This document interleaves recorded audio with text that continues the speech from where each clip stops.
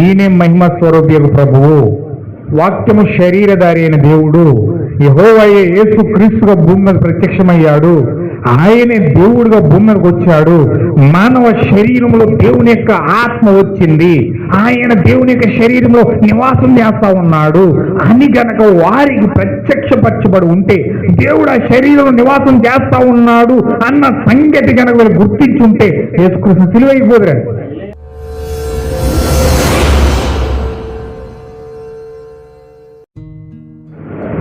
వార్త 7వ అధ్యాయము 36వ వచనం మనం చదువుకుందాం. పరిసరలో ఒకడు తనతో కూడా భోజనము చేయవలనని ఆయన అడిగాడు.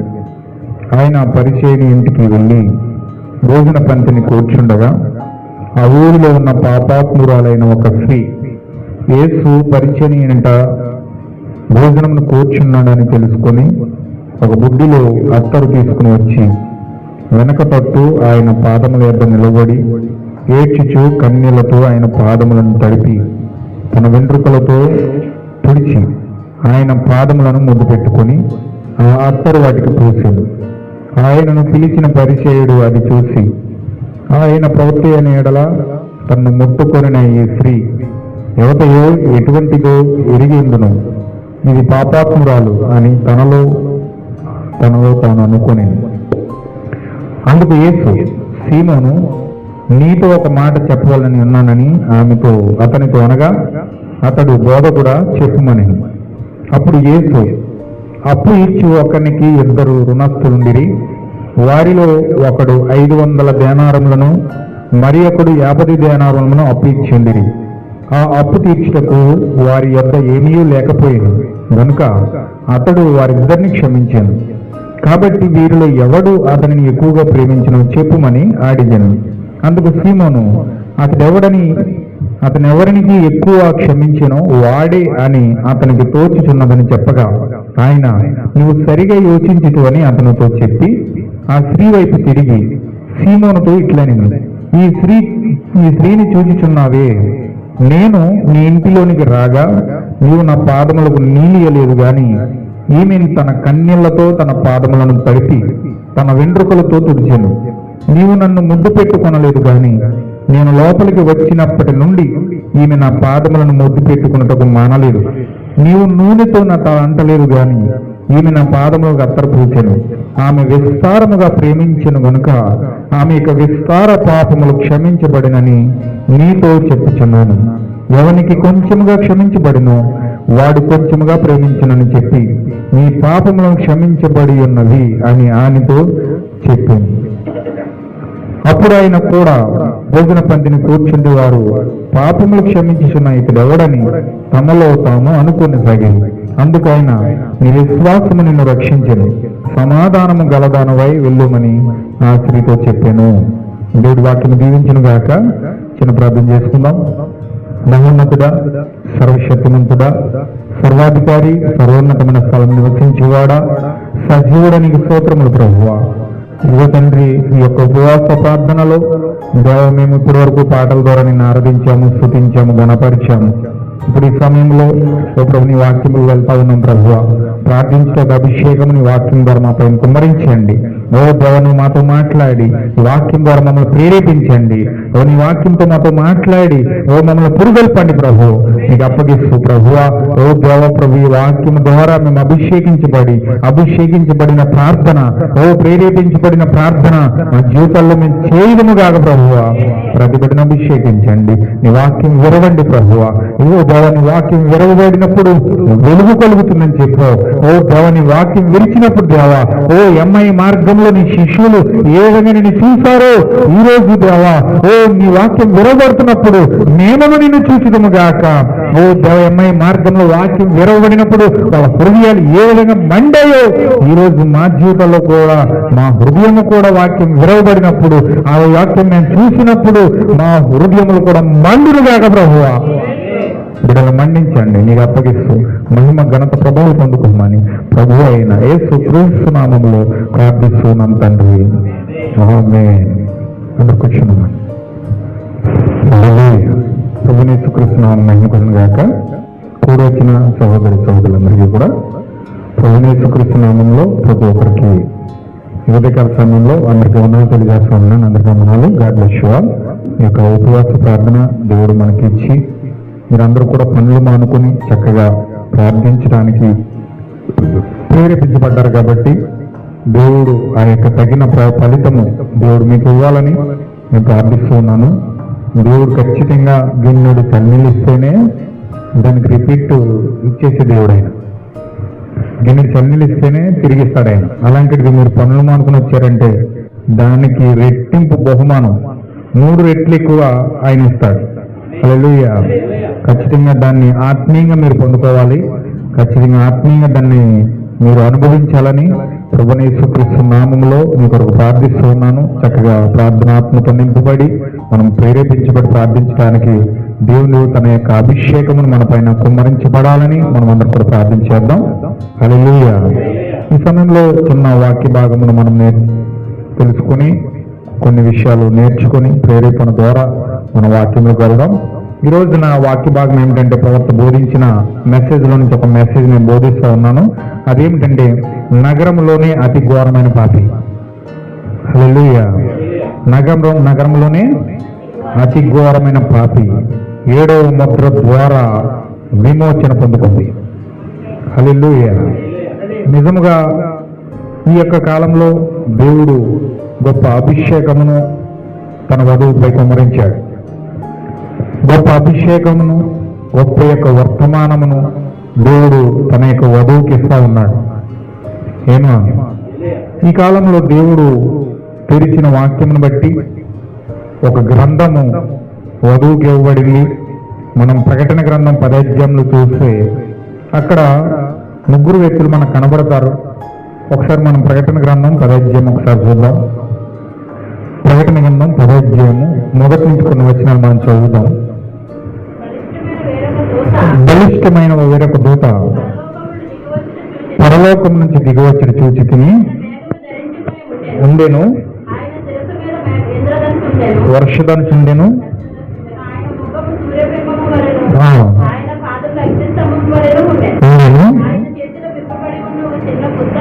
అంటే ఇక్కడ ఏం చూపిస్తున్నాడు? ఇదొక రాకడ. ఇదేమిటంటే ప్రకటన 10వ అధ్యాయం ఏంటంటే అదృశ్యమైన రాకడ. కనపడే రాకడ కాదు, కానీ దీనిని ఏమంటారంటే అదృశ్యమైన రాకడ. ఎవరికి అదృశ్యమైన రాకడ జరుగుతుందంటే అది అదృశ్యమైన వధువుకి అదృశ్యుడైన దేవుడు అదృశ్యంగా ప్రత్యక్షమవుతా ఉన్నాడు. హల్లెలూయా. ప్రపంచం అంతటికీ ఈ రాకడ కాదు, కానీ ఎవరైతే మనం లాస్ట్ వీక్ నేర్చుకుంటా ఉన్నాం, మనం అంశాల వారికి నేర్చుకుంటా ఉన్నాం. దేవుడు ఆదిలో ఆయన ఎలోహింగా ఉన్నాడు. దేవుడు ఎలోహింగా మారాడు. ఎలోహింగా మారాడు. ఇప్పుడు ఆయనలో కొన్ని లక్షల సమూహం ఉన్నది మనం నేర్చుకుంటా ఉన్నాం. ఆ సమూహమే దేవుని కుమారులు కుమార్తెలై ఉన్నారు.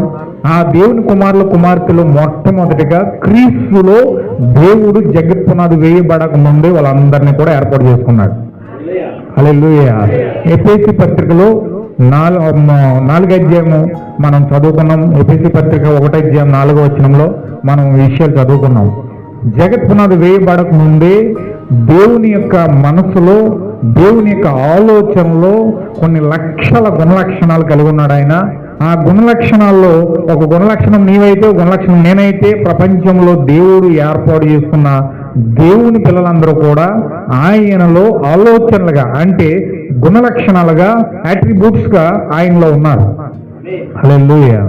ఇప్పుడు వీళ్ళందరినీ కూడా దేవుడు జగత్ పునాది వేయబడక ముందే, ఈ భూమి పునాదులు వేయబడక ముందే, భూమి సృష్టించబడక ముందే దేవుడు వీళ్ళందరినీ కూడా ఆయన ఆలోచనలో ఎన్నుకున్నాడు. హల్లెలూయా. మీకు తెలుసు, మీరు పుట్టక ముందే దేవుళ్ళు ఎక్కడున్నారు? మీరు పుట్టకముందు ఎక్కడున్నారు? ఏమండి? ఆయనలో ఎలా ఉన్నారు? ఆలోచనగా ఉన్నారు. ఇప్పుడు చూడండి, నా కుమారుడు నేను పుట్టకముందు నాలోనే ఉన్నాడు. నేను పుట్టకముందు నేను నా తండ్రిలో ఉన్నాను. నా తండ్రి పుట్టకముందు ఆయన వాళ్ళ తాతలో ఉన్నాడు. హల్లెలూయా. అలాగే వాళ్ళ తాత ముత్తాతల్లో నుంచి మనం అందరం ఎక్కడ ఉన్నామంటే ఆదాములో ఉన్నాం. హల్లెలూయా. అంటే ఎప్పుడైతే నా తండ్రిలో నుంచి నేను బయటకు వచ్చానో, నాలో ఉన్న నా కొడుకు నాలో నుంచి బయటకు వస్తా ఉన్నాడు, వాడిలో కూడా ఒక కుమారుడు ఉన్నాడు, వాడికి పెళ్ళి అయిన తర్వాత వాడు కూడా బయటకు వస్తాడు. హల్లెలూయా. అంటే కాలాల వారీగా వాళ్ళ సమయానుకూలంగా వాళ్ళు వస్తున్నారు. అయితే వాళ్ళందరూ ఎక్కడ ఉన్నారంటే మనమందరము ఆదాంలో ఉన్నాం. ఆదాం ఎక్కడ ఉన్నాడంటే క్రీస్తులో ఉన్నాడు. హల్లెలూయా. అంటే ఆదాముతో సహా మొత్తం అందరం విత్తనంలో ఉన్నట్టుగా ఒక మావు టెంకే పోతాం. ఆ మావు టెంకలో అనేకమైన మావు టెంకలు ఉంటాయి. అవి ఒక్క టెంక పాతినప్పుడు అనేకమైన మావు టెంకలు వస్తాయి. ఇవన్నీ ఎక్కడున్నాయి? ఈ టెంకలన్నీ ఎక్కడున్నాయి? ఆ టెంకలోనే ఉన్నాయి. ఒక ఒడ్లి గింజ పాతితే అనేకమైన ఒడ్లి గింజలు వస్తాయి. అంటే ఈ ఒడ్లి గింజలన్నీ ఎక్కడున్నాయి? ఆ యొక్క ఒక్క ఒడ్లి గింజలోనే ఉన్నాయి. హల్లెలూయా. అలాగే దేవుని పిల్లలందరూ కూడా యేసు క్రీస్తులో ఆలోచనగా ఉన్నారనమాట. విత్తనములు ఉన్నట్లుగా, టెంకలు ఉన్నట్లుగా దేవుని యొక్క ఆలోచనలో మనం ఒక ఆలోచనగా ఉన్నాం. హల్లెలూయా.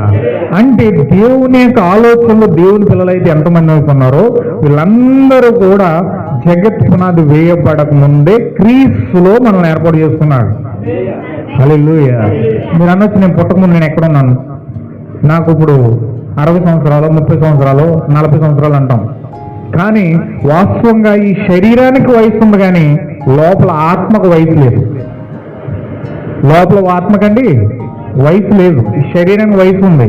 ఇది పుట్టిన కానీ మొదలు పెడతారు, చచ్చే వరకు లెక్క పెడతారు. ఇన్ని సంవత్సరాలు బతికాడని చెప్తారు, ఇన్ని సంవత్సరాలు బ్రతికాడు భూమి మీద అని చెప్తారు. కానీ లోపల ఆత్మకు వయసు లేదు. అది నిత్యత్వం నుంచి వచ్చింది, తిరిగి నిత్యత్వంలోకి వెళ్ళిపోతుంది. దేవునితో ఎంతకాలం అయితే ఉండాలో అంతకాలము ఆ యొక్క ఆత్మ ఉంటుంది. ఇది దేవుని యొక్క ఆలోచనగా ఈ యొక్క ఆత్మ అనేది ఉన్నది.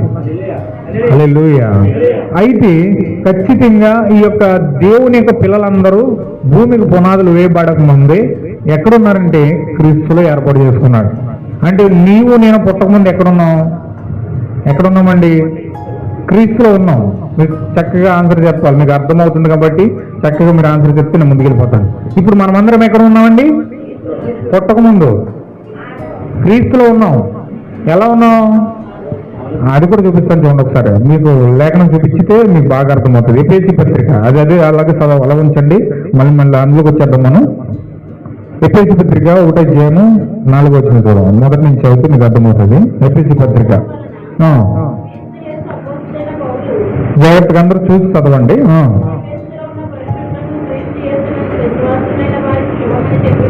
రాయినిది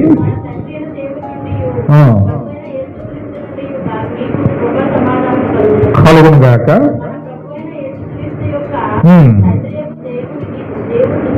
స్తుతించబడును గాక. ఆయన క్రీస్తునందు పరలోక విషయములలో ఆత్మ సంబంధమైన ప్రతి ఆశీర్వాదమును మనకు అనుగ్రహించెను. ఎందుకంటే ఆయన ఎందుకు ప్రతి ఆశీర్వాదం పరలోక సంబంధించిన ఆశీర్వాదం అంతయు కూడా మనకి ఎందుకు అనుగ్రహిస్తున్నాడంటే, ఎందుకు ఇస్తున్నాడంటే ఎట్లనగా తన ప్రియుని యందు తాను ఉచితముగా మనకు అనుగ్రహించిన తన కృపా మహిమకు కీర్తి కలిగినట్లు తన చిత్త ప్రకారమైన దయా సంకల్పము చొప్పున యేసు క్రీస్తు ద్వారా తనకు కుమారులుగా స్వీకరించుటకై మనలను ముందుగా తన కోసం నిర్ణయించుకొని మనము తన ఎదుట పరిశుద్ధములను నిర్దోషములనై ఉండవాలనని. ఎప్పుడండి? జగత్ అంటే ఏంటి? భూమి అండి. జగతి అంటే జగమంత అంటారు చూసారా? జగతి అంటే ఏంటంటే భూమి అని అన్నాం. అంటే ఈ భూమికి పునాదులు వేయబడక ముందే, అంటే దేవుడు ఈ భూమికి ఒక పునాదులు వేశాడు. మీకు తెలుసా? ఆకాశంలో ఒక తాళ్ళు చేత ఈ భూమి వేలాడుతుంది. అసలు ఎవరికైనా సాధ్యమండి? తాళ్ళు కట్టి భూమిని వేలాడదీశాడు దేవుడు. ఒక బాల్ని కట్టి ఒక ఫ్యాన్కి ఇలా కట్టి ఆ స్తంభాన్ని కట్టామనుకున్న బాల్ వేలాడుతుంది చూసారా? అలా శూన్యంలో ఈ బాల్ వేలాడుతుంది అనమాట. అంటే ఈ బాల్ని తాడేసి కట్టాడు దేవుడు. ఎలాంటి తాడేసి కట్టాడంటే మనకి యోగ గ్రంథంలో చెప్పాడు అనమాట. అది అంటే ఈ యొక్క గ్రహాలను దేవుడు ఆకాశంలో తాళ్ళు వేసి కట్టాడు. అంటే ఒక తాడు మీద భూమి ఎలాడుతుంది. అంటే ఈ భూమిని మోస్తున్నట్టు తాడు ఎంత బలంగా ఉంటుంది? ఆ తాడు ఎంత బలంగా ఉంటుందండి? అసలు ఏ తాడు వేసి కట్టాడు? అంత బలంగా ఉండడానికి అంత బలమైన తాడు ఏంటి? కొన్ని వందల కోట్ల సంవత్సరాలు ఈ భూమిని అలా తాడు మీద ఎలాడుతుందంటే చూడండి, ఒక తాడుకు గడి కట్టామనుకోండి, ఒక తాడు కొన్నాళ్ళు అయినప్పుడు చివుకుపోతుంది, అది పాడైపోతుంది, వర్షానికి తడిచో లేకపోతే ఎండో ఆ చివుకుపోతూ ఉంటుంది.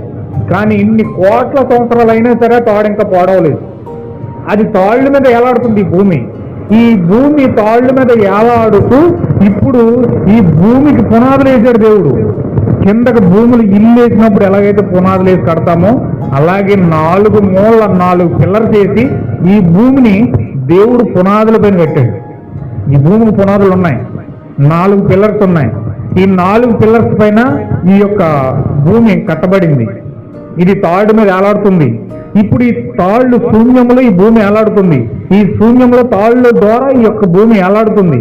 అయితే ఈ యొక్క భూమికి పునాదులు వేయబడక ముందే, అసలు ఈ భూగ్రహాన్ని సృష్టించక ముందే దేవుడు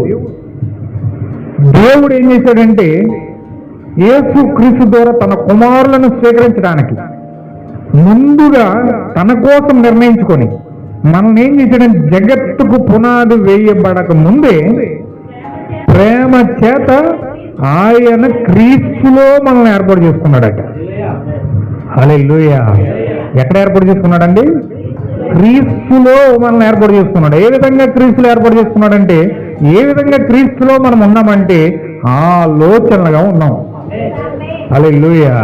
ఒక మనిషి ఏదన్నా ముందు చెయ్యాలనుకుంటే ముందు మనసులో ఆలోచిస్తాడు, ఇది ఎలా చేస్తే బాగుంటుంది, ఇది ఎలా ప్రణాళిక వేస్తే బాగుంటుంది, ఇది ఎలా ముందుకెళ్తే బాగుంటుంది, ఇది ఎలా ఈ పని ఆరంభిస్తే బాగుంటుంది అని చెప్పి ముందు ఒక ప్లాన్ లోపల ఆలోచించి ఆ ప్లాన్ ప్రకారంగా అప్పుడు పని స్టార్ట్ చేస్తాడు.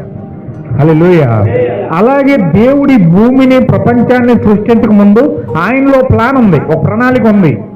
ఈ భూమి మీద మనుషులను ఎలా చేయాలి, ఈ భూగ్రహాన్ని ఎలా చేయాలి, చంద్రగ్రహ మండలాన్ని ఎలా చేయాలి, సూర్య మండలాన్ని ఎలా చేయాలి, నక్షత్ర మండలాన్ని ఎలా చేయాలి, ఈ చెట్లు ఎలా చేయాలి, జంతువులను ఎలా చేయాలి, ఇవన్నీ కూడా దేవుడు ఇవన్నీ సృష్టించక ముందే దేవుడు మనసులో ఒక ప్లాన్ కలిగి ఉన్నాడు. హల్లెలూయా. ఆ ప్లాన్ ని మనం ఏమంటున్నామంటే ప్రణాళిక, విమోచన ప్రణాళిక అంటున్నాం. విమోచన ప్రణాళిక ఏంటంటే సృష్టించక మునిపే దేవుడు ఈ యొక్క భూమిని సృష్టినంత చేయడానికి ఏ విధంగా చేయాలో దాన్ని ఒక ప్రణాళిక కలిగి ఉన్నాడు అనమాట. హల్లెలూయా. ప్రణాళిక లేనోడు ఏం చేయలేడు. ఇప్పుడు చూడండి, నరసాపురం వెళ్ళాలనుకుంటున్నారు ఎవరు. నరసాపురం వెళ్ళాలనుకున్నప్పుడు ఏం చేస్తారు, ఒక ప్లాన్ ఉంటుంది. సీతారాంపాలలో పలానా పని ఉంది, రుస్తుంబాదలో పలానా పని ఉంది, ఇవన్నీ కూడా ముందు స్కెచ్ చేసుకుంటాడు. లేకపోతే ఇలా మొగల్తూరు వెళ్ళి నరసాపురం వెళ్ళాలా, లేకపోతే ఇలాగా ఎవరిది ఎల్బిచర్లు వెళ్ళి అలాగ నరసాపురం వెళ్ళాలా, ఇవన్నీ ఆలోచించి ఒక ఎల్బిచర్లో పని ఉందనుకోండి, ఇక్కడ బయలుదేరినప్పుడు ఫస్ట్ ఎల్బిచర్లు వెళ్ళి ఎల్బిచర్ నుంచి అలా నరసాపురం వెళ్తాడు. లేకపోతే మొగల్తూరులో పని ఉందనుకోండి, ఫస్ట్ ఇలా మొగల్తూరు వెళ్ళి అలా నరసాపురం వెళ్తాడు. అంటే ఇతనికి ఒక ప్రణాళిక ఉంటుంది. ఆ ప్రణాళిక వేసుకున్నప్పుడు ఆ యొక్క ఆలోచనను సఫలం చేయడానికి అతను ఏ విధంగా వెళ్ళాలో ముందుగా నిర్ణయించుకుంటాడు. హల్లెలూయా. అలాగే దేవుడు కూడా ఈ భూమిని చేయడానికి ముందు ఒక ప్రణాళిక కలిగి ఉన్నాడు. ఒక ఆలోచన ఆయనకు ఉంది. భూమి మీద మనుషులను ఎలా చేయాలి, భూమి మీద చెట్లను ఎలా చేయాలి, భూమి మీద సముద్రమును ఎలా చేయాలి, ఈ యొక్క భూమిని నీరుని ఎలా ఏరు చేయాలి, ఏ విధంగా చంద్రుని సృష్టించాలి, ఏ విధంగా సూర్యుని సృష్టించాలి, నక్షత్రాన్ని ఏ విధంగా సృష్టించాలి, ఈ భూమి ఆకాశాన్ని ఏ విధంగా చేయాలి, ఇవంతా కూడా దేవుడు ఒక ప్రణాళిక కలిగి ఉన్నాడు. హల్లెలూయా. చూడండి, ఒక మంచి తండ్రి ఉన్నాడు అనుకోండి. ఒక మంచి తండ్రి ఏం చేస్తాడంటే తన బిడ్డలను చూసుకోవడానికి ఒక ప్రణాళిక కలిగి ఉంటాడు. హల్లెలూయా. ఒక బిడ్డలను చూసుకోవడం ఒక ప్రణాళిక కలిగి ఉంటాడు. ఆ యొక్క బిడ్డలను ఏ విధంగా పెంచాలి, ఏ విధంగా వాళ్ళకు కొనివ్వాలి. చూడండి, ఒక మంచి తండ్రి ఏం చేస్తాడంటే తన పిల్లలకు ఏమేమి అవసరమో అన్ని కూడా ఏర్పాటు చేస్తాడు. హల్లెలూయా. ఆడుకోవడానికి వస్తువులు ఏర్పాటు చేస్తాడు, వాళ్ళు తినడానికి తిండి ఏర్పాటు చేస్తాడు, వాళ్ళకి సౌకర్యంగా ఇంట్లో గృహంలో వాళ్ళకి ఏ విధంగా సౌకర్యకరంగా ఉంటారో, వాళ్ళు ఏ విధంగా ఆడుకుంటారో, తినడానికి వాళ్ళు ఏదైనా తినాలనుకున్నారనుకోండి, పప్పులు తీసుకురావడము, లేకపోతే బొమ్మలు తీసుకురావడము, లేకపోతే వాళ్ళకి అనుకూలమైనవన్నీ కూడా పిల్లలకు మంచి తండ్రి ఏం చేస్తాడంటే అవన్నీ కూడా ఏర్పాటు చేస్తాడు. హల్లెలూయా. అలాగే దేవుడు ఒక మంచి తండ్రి కాబట్టి తన పిల్లల్ని భూమి మీద తీసుకురాబోతున్నాడు. ఇప్పుడు దేవుని కుమారుల్ని కుమార్తెల్ని భూమి మీద తీసుకురాబోతూ ఉన్నాడు. ఈ భూమి మీద తీసుకురాబోవడానికి దేవుడు ఏం చేస్తున్నాడు? ప్రణాళిక. వీళ్ళకి బతకడానికి గాలి అవసరం, వీళ్ళకి తినడానికి చేపలు అవసరం, వీళ్ళకి తినడానికి మాంసం అవసరం, వీళ్ళు తినడానికి పక్షులు అవసరం, వీళ్ళు తాగడానికి తినడానికి అన్ని వసతులు భూమి మీద పెట్టాలి, వీళ్ళకి చక్కగా అందమైన ప్రకృతి ఇవ్వాలి అని చెప్పి సెలయేర్లు పెట్టాడంట, పర్వతాలు పెట్టాడట, లోయలు పెట్టాడట, చెట్లు పెట్టాడంట. అందమైన ఆకర్షణీయమైన ప్రపంచాన్ని తన యొక్క కుమారుల కోసం చేశాడంట దేవుడు. హల్లెలూయా. నా పిల్లలకు ఆహ్లాదకరంగా ఉండడానికి సెలయేర్లు పెట్టాలి, నా కుమారులు ఆహ్లాదకరంగా ఆడుకోవడానికి మనమైతే బొమ్మలు ఇస్తాం, సింహం బొమ్మ, పులి బొమ్మ ఇస్తాం, బొమ్మలు ఇస్తాం మనమైతే. అదే రియల్ బొమ్మలు రియాలిటీ ఇస్తే చంపు తినేటని మనకు తెలుసు కాబట్టి బొమ్మలు ఇస్తాం. కానీ దేవుడు ఏం చేశాడు తెలిసింది? ఏదైనా తోటలో రియల్ సింహం తయారు చేసి బొమ్మ కింద ఇచ్చాడంట, ఆడుకుని ఆయన ఆదామని. హల్లెలూయా. ఎందుకంటే ఏదైనా తోటలో అది ఒక బొమ్మ, ఆదాం ఎలా చెప్తే అలా చేస్తుంది. అది వేదికలు ఇచ్చాడంట, పులుల్ని ఇచ్చాడంట, సింహాలను ఇచ్చాడట. అవన్నిటితో ఆదాం ఆడుకునేవాడట చక్కగా. పిల్లలు బొమ్మలతో ఎలా ఆడుకుంటారో అలా ఆడుకునేవాడట ఆదాము. ఎందుకంటే ఒక మంచి తండ్రి చక్కగా అవన్నిటిని చేసి స్నానం చేయాలా, నదులు పెట్టాడట, సముద్రాన్ని పెట్టాడట, అన్ని విధాల సౌకర్యవంతమైన కార్యాలన్నీ కుమారులకు ఏర్పాటు చేసి ఏదైనా తోటలో పెట్టాడు. హల్లెలూయా. ఈ సృష్టి అంతా ఎవరి కోసం చేయబడిందండి? దేవుని కుమారుల కుమార్తెల కోసం చేయబడింది.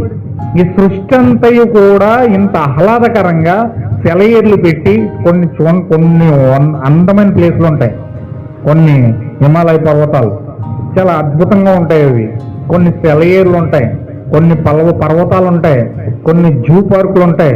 ఇలాగా పిల్లల్ని అక్కడ తీసుకెళ్తే వాటిని చేసే హడావిడి వీళ్ళు చాలా ఆహ్లాదంగా ఫీల్ అవుతారు, చాలా ఆనందంగా ఫీల్ అయిపోతారు, చాలా సంతోషంగా హ్యాపీనెస్ వస్తుంది అన్నమాట వీళ్ళకి. అంటే పిల్లలు ఎలాగైతే అలాంటి ప్లేస్లోకి వెళ్ళినప్పుడు ఎలా ఎంజాయ్గా హ్యాపీనెస్తో ఫీల్ అవుతారో, దేవుడు కూడా దేవుని కుమారులు ఈ సృష్టిలో అలా బ్రతకాలి, హ్యాపీనెస్గా ఆనందంగా సంతోషంగా నా పిల్లలు ఉండాలని చెప్పి ఈ సృష్టి అంతటినీ కూడా దేవుడు చేశాడు. హల్లెలూయా. అయితే ఇక్కడ ఏం జరిగిందంటే దేవుని కుమారులు కుమార్తెలు ఇక్కడ ప్రత్యక్షం అవడం కోసం, ఈ కుమారుల కోసం దేవుడు ముందుగా ఒక ప్రణాళిక రచించి నా కుమారులకి ఇవన్నీ చేయాలి, నా కుమార్తెలకి ఇవన్నీ చేయాలని చెప్పి ఈ సృష్టిని అంతా అందంగా డెకరేట్ చేశాడు. హల్లెలూయా. అయితే ఈ సృష్టి అంతా చక్కగా ఉంది, అందంగా ఉంది, చక్కగా దేవుడు ఏర్పాటు చేసిన ప్రదేశంలో చక్కగా ఎంజాయ్ చేస్తూ ఉన్నారు. ఆ కుమారులను దేవుడు ఏర్పాటు చేయడానికి మనము ఇప్పుడు ఈ యొక్క ఎఫెసీ పత్రిక 1వ అధ్యాయము 4వ వచనంలో చెప్పబడినట్లుగా ఇక్కడ మనము దేవుని యొక్క కృప ద్వారా మనము పుట్టక ముందే మనం ఎక్కడ ఉన్నామండి? క్రీస్తులో ఉన్నాం. ఎలా ఉన్నాం? ఆలోచనగా ఉన్నాం. చాలా మంది అడుగుతారు, భూమి పుట్టక ముందు పుట్టేడీడు అంటారు, మామూలుగా అంటారు, భూమి పుట్టక ముందు పుట్టేడీడు అంటారు. అంటే వాస్తవంగా అది నిజమైన మాట. అది భూమి పుట్టక ముందు నువ్వు ఎలా పుట్టారంటే మళ్ళీ అతని దగ్గర సమాధానం ఉండదు, దొరకదు. కానీ మామూలుగా అంటారు, ఊరే వీడికి ఈ విషయం తెలియదు అంటారా, భూమి పుట్టక ముందు పుట్టాడీడు అంటారు. నిజమే, ఆ మాట కరెక్టే. భూమి పుట్టక ముందు నిజంగా పుట్టాడు. ఎప్పుడు దేవుని యొక్క ఆలోచనలో మనము ఏర్పాటు చేసుకున్నాడు దేవుడు. ఆ విధంగా ఆలోచనగా ఏర్పాటు చేసుకున్నాడు దేవుడు. కానీ మాట వరసకైతే అంటారు, కానీ నిజంగా నమ్మరండి. భూమి పుట్టకముందు నేను ఉంటామేంటి, మొన్న కదా పుడతా, నాకు 30 సంవత్సరాలు, నాకు 20 సంవత్సరాలు, లేకపోతే నాకు 40 సంవత్సరాలు అంటారు తప్ప నిజంగా ఇతను భూమి పుట్టకముందే పుట్టాడన్న సంగతి ఇతను కూడా తెలియదు. హల్లెలూయా. కానీ బైబిల్ ఏం చెప్తుందంటే, నువ్వు పుట్టావు, భూమి పుట్టకముందే పుట్టావు. ఎప్పుడు పుట్టావంటే దేవునికి ఆలోచనలో జగత్ పునాదులు వేయబడక ముందే, భూమికి పునాదులు వేయబడక ముందే దేవుడు నిన్ను క్రీస్తులో ఆలోచనగా ఏర్పాటు చేసుకున్నాడు. హల్లెలూయా. ఇప్పుడు దేవుడు ఈ అదృశ్యమైన జనాంగానికి దేవుడు ఒక అదృశ్యుడిగా ప్రత్యక్షం అవుతున్నాడు. ప్రకటన గ్రంథంలో 10వ అధ్యాయంలో ఇప్పుడు మనం చూద్దాం. ప్రకటన గ్రంథం 10వ అధ్యాయంలో 10వ వచనంలో 10వ వచనం 10వ అధ్యాయం స్టార్టింగ్ నుంచి చదవండి. కొంచెం జాగ్రత్తగా. అందరికీ రాకడ గుర్తించలేరు, అందరూ ఈ రాకడకు తెలియదు, అందరూ దీన్ని ఏ మాత్రం కూడా దాన్ని గ్రహించలేరు. ఎందుకంటే ఇది అదృశ్యమైన దేవుడు అదృశ్యమైన ప్రజలకు మాత్రమే తెలియజేస్తాడు. వీళ్ళెవరంటే జగత్తుకు పునాది వేయబడక ముందే పుట్టిన ఈ దేవుని కుమారులు కుమార్తెలు ఎవరంటే అదృశ్యమైన పిల్లలు వీళ్ళు. సాతాను కూడా తెలియదండి. ఈ అదృశ్యమైన పిల్లలు సాతాను కూడా తెలియదు. ఈ అదృశ్యమైన పిల్లలు ఎప్పుడైతే ప్రత్యక్షమవుతారో వాడు గుణగారు వచ్చారు, హార్ట్ అటాక్ వచ్చాడు, అంత భయకంపితమైన వాతావరణంలో సాతాను వెళ్ళిపోతాడు. ప్రపంచాన్ని గడగడలాడించిన సాతాను ఎవరికి భయపడతాడు తెలుసండి? దేవుని కుమారులకు భయపడుతున్నాడు. హల్లెలూయా. ఈ లెక్క దేవుని కుమారులకు ఎంత శక్తి ఉంటుందో వాడు భయపడతాడు చెప్పండి. ఇప్పుడు మనం దెయ్యం వచ్చేద్దాను, గాలి వచ్చేద్దాను, మరణం వచ్చేద్దాను, వ్యాధి వచ్చేద్దాను, అది వచ్చేద్దాను, ఇది వచ్చేద్దాం, ఎంత భయపడతామంటే ఆటలు చిన్న కడుపు కొంచెం పెయిన్ వస్తుందంటేనే ఆటోమేటిక్గా మనకు భయం అనేది వచ్చేస్తుంది. రోగాలకు భయపడతాం, క్యాన్సర్కి భయపడతాం, రకరకాల వ్యాధులు వస్తే సతమతం అయిపోతాం, తలపొడి వస్తే సతమతం అయిపోతాం, జ్వరం వస్తే అల్లాడిపోతాం. హల్లెలూయా. అప్పుడు దాకా మంచి ఒకసారిగా పరిగెట్టినప్పుడు జ్వరం వస్తే 2 రోజులు మంచం మీద లెగడం, అంత భయం వస్తుంది. అవి నీరసం వచ్చేసిందండి కదలే, చాలా భయకంపితమైన వాతావరణంకి వెళ్ళిపోతాం. ఆఫ్టర్ చిన్న భయానికే వణుకుపోతున్నాం కదా మనం. ఆ చిన్న భయాన్ని పంపించే, ఆ చిన్న జ్వరాన్ని పంపించే సాతానుడు మనం వణికిచ్చేస్తున్నాడు కదా. మరి సాతాను వణికిచ్చేదేంటి? సాతాను వణికిచ్చేది ఏంటండి? సాతానును వణికించేది ఏంటంటే దేవుని కుమారుల యొక్క ప్రత్యక్షత. అంటే దేవుని కుమారుడు అతను ఏమై ఉన్నాడో తెలుసుకున్నాడు అనుకోండి, సాతాను దడ స్టార్ట్ అవుతుంది. హల్లెలూయా. హే నేను దేవుని కుమారునే, వెళ్ళిపోవండి. వెళ్ళాడు. నువ్వు దేవుని కుమారుడు అయితే దేవుని నిజమైన జీవాన్ని నీ హృదయంలోకి ఆహ్వానిస్తున్నప్పుడు సాతాను గుణదాడు వచ్చాడు. ఏమేన్ హల్లెలూయా. అందుచేత ఈ అదృశ్యమైన జనాంగం సాతాను తెలియదండి. ఈ అదృశ్యమైన జనాంగాన్ని దేవుడు ఆది నుంచి కూడా మర్మంగా ఉంచాడు, దాచాడు. వాళ్ళని, దేవుని పిల్లల్ని, దేవుని కుమారుల్ని, కుమార్తెల్ని దేవుడు దాచేశాడు. వారికి బహిరంగ పరచడం లేదు. దేవుడు ఆది నుంచి దాచుకుంటూ వస్తూ ఉన్న దేవుని పిల్లలను వీళ్ళు. హల్లెలూయా. ఒకసారి మనం చదువుదాం కొరింథీ పత్రిక. కొన్ని లేఖనం మీకు చూపించాలి. నన్ను చక్కగా నడిపిస్తున్నాడు దేవుడు. నేను ఒక మంచి వాతావరణంలోకి వెళ్ళాను. చాలా జాగ్రత్తగా మీరు కొన్ని విషయాలు పట్టుకోండి. దేవుడు ఖచ్చితంగా మిమ్మల్ని దీవిస్తాడు. హల్లెలూయా. మొదటి కొరింథీ పత్రిక 2వ అధ్యాయము మొదటి నుంచి కొన్ని వచనాలు మనం చూద్దాం. ఇక్కడ పౌలు గారు మాట్లాడుతున్న మాటలు కొన్ని జాగ్రత్తగా మీరు వినాలి. సహోదరులారా, నేను మీ యొద్దకు వచ్చినప్పుడు వాచ్యాచార్యముతో గాని, అంటే వాచ్యాచార్యం అంటే ఏంటి? చాలా తెలుగుగా మాట్లాడతారు, చాలా మంది తెలుగుగా మాట్లాడతారు.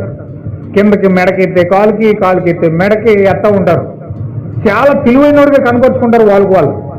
అబ్బో నేను చాలా తెలివైందని రుజువు చేసుకోవడానికి ప్రయత్నం చేస్తూ ఉంటారు. నేను తెలివైన దాన్ని నేను రుజువు చేసుకోవడానికి ప్రయత్నం చేస్తారు. అంటే ఏదో తెలివితేటలు ప్రదర్శించడానికి వాళ్ళు ప్రయత్నం చేస్తారు. నేను పెద్ద తెలివైన దాన్ని నా ద్వారా లీడ్ చేస్తే ఏ ప్రాబ్లం రాదు అన్నట్టుగా కొంతమంది వాచ్యాచార్యం వాడతారు, తెలుగుగా మాట్లాడతారనమాట. వాళ్ళు దేనికైనా జవాబు చెప్పగలుగుతారు, దేనికైనా జవాబు చెప్పి తీరుతారు. ఎందుకంటే వాళ్ళ నోట్లో మాట ఉంటుంది. చాలా మంది అంటారు కదండి, ఎవరో బ్రతకడానికి డబ్బైనా ఉండాలి, నోట్లో మాట అయినా ఉండాలంట. అవునండి, చాలా మంది డబ్బు లేకపోయినా నోటు మాటతో బతికేస్తారు. హల్లెలూయా. మా ఇంటికాడ ఒక అతను ఉండేవాడు. అతను పనికి వెళ్ళేవాడు. అతను రోజుకి 600-700 జీతం తెచ్చుకుంటాడు. 600-700 జీతం తెచ్చుకుంటాడు. కానీ 2 రూపాయల పని కూడా చేయడండి. ఆ ఓనర్కి 2 రూపాయల పని కూడా చేయడు. సాయంత్రం వచ్చేటోడికి 700 తెచ్చేసుకుంటాడు. ఆ 700 ఎలా తెచ్చుకుంటాడు అనుకున్నారు? మెల్లగా వెళ్తాడు పనిలోకి. ఆ చుట్టుపక్కల అందరినీ కొంతమందిని వసపరుచుకుంటాడు. ఆ ఓనర్ని కూడా వసపరుచుకుంటాడు. వెళ్ళి ఆ ఓనర్తో మాట్లాడుతూ మొదలెడతాడు. ఇలాగా మొత్తం మంది కోరి చెప్పేవాడు. ఆ ఓనర్ కనీసం వీళ్ళు పని చేయడం కూడా చెప్పడం. ఎందుకంటే మాటలు బాగా నచ్చినాయి అతనికి. అతను మాట్లాడుతుంటే ఇంకేం వినాలనిపిస్తుంది. అందుకని వాచ్యాచార్యం ఉంది అతనికి. ఆ మాటలు మాట్లాడుతుంటే ఇతను పని మర్చిపోయాడు. నువ్వు పని చేయకుండా పర్లేదు, కూర్చో, డబ్బులు ఇచ్చేస్తాను నీకు, అది చేస్తే ఏంటంటాడు ఆ ఓనర్. హల్లెలూయా. దేవుని నాకు మహిమ కలుగును గాక. అంటే అతను మాట, కొంతమంది చాలా మంది మాట ద్వారా బతికేస్తారు. చాలా తెలుగుగా మాట్లాడి మాటను కప్పిపుచ్చుకొని వారు తెలివితేటలతో బతుకుతున్నాను అనుకుంటారు. వాచ్యాచార్యం అంటారు అనమాట. ఇప్పుడు పౌలు గారు నేనేదో పెద్ద వాచ్యాచార్యం కలిగిన వాడుగా మీ ఎద్దకు రావట్లేదు నేను. జ్ఞానంతో కూడా రావట్లేదు. చాలా మంది జ్ఞానంతో మాట్లాడతారు కదా, జ్ఞానం వల్లిస్తారు, చాలా తెలుగుగా మాట్లాడతారు. ఆ గ్రంథాల కోసం, ఈ గ్రంథాల కోసం, అవి కోసం, వీటి కోసం అన్ని తెలుగు తేటలన్నీ చాలా జ్ఞానవంతుడిగా కనబడతాడు వ్యక్తి. జ్ఞానం వల్లిస్తాడు, కానీ జ్ఞానంతో కానీ వాక్చాతుర్యంతో కానీ దేవుని మర్మమును మీకు ప్రకటించి వచ్చిన వాడను కాను. అంటే నేను జ్ఞానంతో చెప్పట్లేదు ఈ మాటలు, తెలివితేటలతో చెప్పట్లేదు ఈ మాటలు, వాక్చాతుర్యంతో నేను మాటలు చెప్పట్లేదు మీకు. నేను ఏ విధంగా దేవుని యొక్క మర్మాన్ని మీకు ప్రకటిస్తున్నానంటే, దేవుని యొక్క మర్మాన్ని మీ వద్దకు నేను ఏ విధంగా తీసుకొస్తున్నానంటే, నేను క్రీస్తు యేసును తప్ప మరి దేనిని మీ మధ్య వెరుగుకుందునని నిశ్చయించుకుంటుని. హల్లెలూయా. అంటే జ్ఞానమో, వాక్చాతుర్యమో, మాటకారితనమో, లేకపోతే తెలివితేటలతోనో నేను మీ వద్దకు నేను వాక్యాన్ని తీసుకురావట్లేదు. కానీ నేను ఏ విధంగా తీసుకొస్తున్నానంటే, నాలో నుండి క్రీస్తును మీ వద్దకు మోసుకొస్తున్నాను. ఏమా క్రీస్తుని మీ వద్దకు మోసుకొస్తున్నాను. ఇప్పుడు మాట్లాడేది ఎవరు? నేను మాట్లాడట్లా. నేను తెలివితేటలతో మీకు జ్ఞానాన్ని వల్లించడం లేదు. నాలో ఉన్న క్రీస్తే మీతో మాట్లాడుతున్నాడు. హల్లెలూయా. ఎంత అద్భుతమైన మాట అండి ఇది. మరియు బలహీనతతోను, భయముతోను, ఎంతో వణుకుతోను, అబ్బా నాకు ఇన్ని మర్మాలు తెలుసు కదా, నాకెంత వాక్యం తెలుసు కదా, విర్రవీగుడుతనంతో కాళ్ళ ఎగరేసుకుంటూ వచ్చి వాక్యాన్ని చెప్పట్లేదండి ఆయన. దేవుని పిల్లలకు భయముతోనూ, వణుకుతోనూ, బలహీనతతోనూ నేను వాక్యాన్ని బోధిస్తున్నాను అంటున్నాడు. హల్లెలూయా. అంటే ఇది మాట్లాడేది క్రీస్తు. పరిశుద్ధాత్మ ఇక్కడ నిలబడి మాట్లాడుతుంది. దేవుడి కుమారుల ప్రత్యక్షతను దేవుడు పిల్లలకి ఇస్తా ఉన్నాడు. ఆ కుమారులు వెలుగులోకి వస్తే సాతానే వణుకుపోతా ఉన్నాడు. అలాంటి భయంకరమైన వాక్యము మీ వద్దకు నేను ఏ విధంగా తీసుకొస్తున్నానంటే, కేవలం క్రీస్తును మాత్రమే మోసుకొస్తున్నాను. భయముతో వస్తున్నాను ఇక్కడికి, వణుకుతో వస్తున్నాను ఇక్కడికి, బలహీనతతో వస్తున్నాను ఇక్కడికి. హల్లెలూయా. ఎందుకంత భయం అంటే, దేవుడంటే భయం, దేవుడంటే వణుకు, దేవుడంటే బలహీనత. ఆ శక్తి లోనికి వచ్చాడు బలహీనుడు అయిపోతున్నాడు ఇతను. ఆ శక్తి లోనికి వచ్చినప్పుడు ఇతను ఒక బలహీనుడు. నాకేమి తెలియదు ప్రభువా, నీవే నీ పిల్లలతో మాట్లాడుకో అంటున్నాడు. భయపడుతున్నాడు. దేవుని యందు భయము, భక్తి, గౌరవము, ఆ యొక్క విధేయత దేవుని పట్ల చూపించడం ద్వారా ఆయన లోపల ఉన్న క్రీస్తు ప్రజలతో మాట్లాడుతూ ఉన్నాడు. హల్లెలూయా. ఎంత అద్భుతంగా చెప్తున్నాడు చూడండి పౌలు గారు. ఈ విశ్వాసము మనుషుల జ్ఞానమును ఆధారం చేసుకొనక దేవుడి శక్తిని ఆధారం చేసుకుని ఉండవలనని సువార్త ప్రకటించినను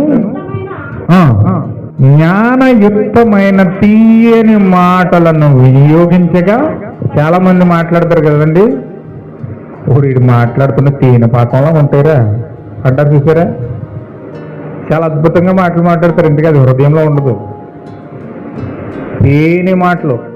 సామెతల గ్రంథం ఉంటుంది, సామెతల గ్రంథం మాట ఉంటుంది, వేశ్య పెదవుల గుండా తేనె కారుతుందట. వేశ్య పెదవుల గుండా అంటే ఆమె పెదవులు ఎలా ఉంటాయంటే తేనె వలె మాట్లాడుతుందంట.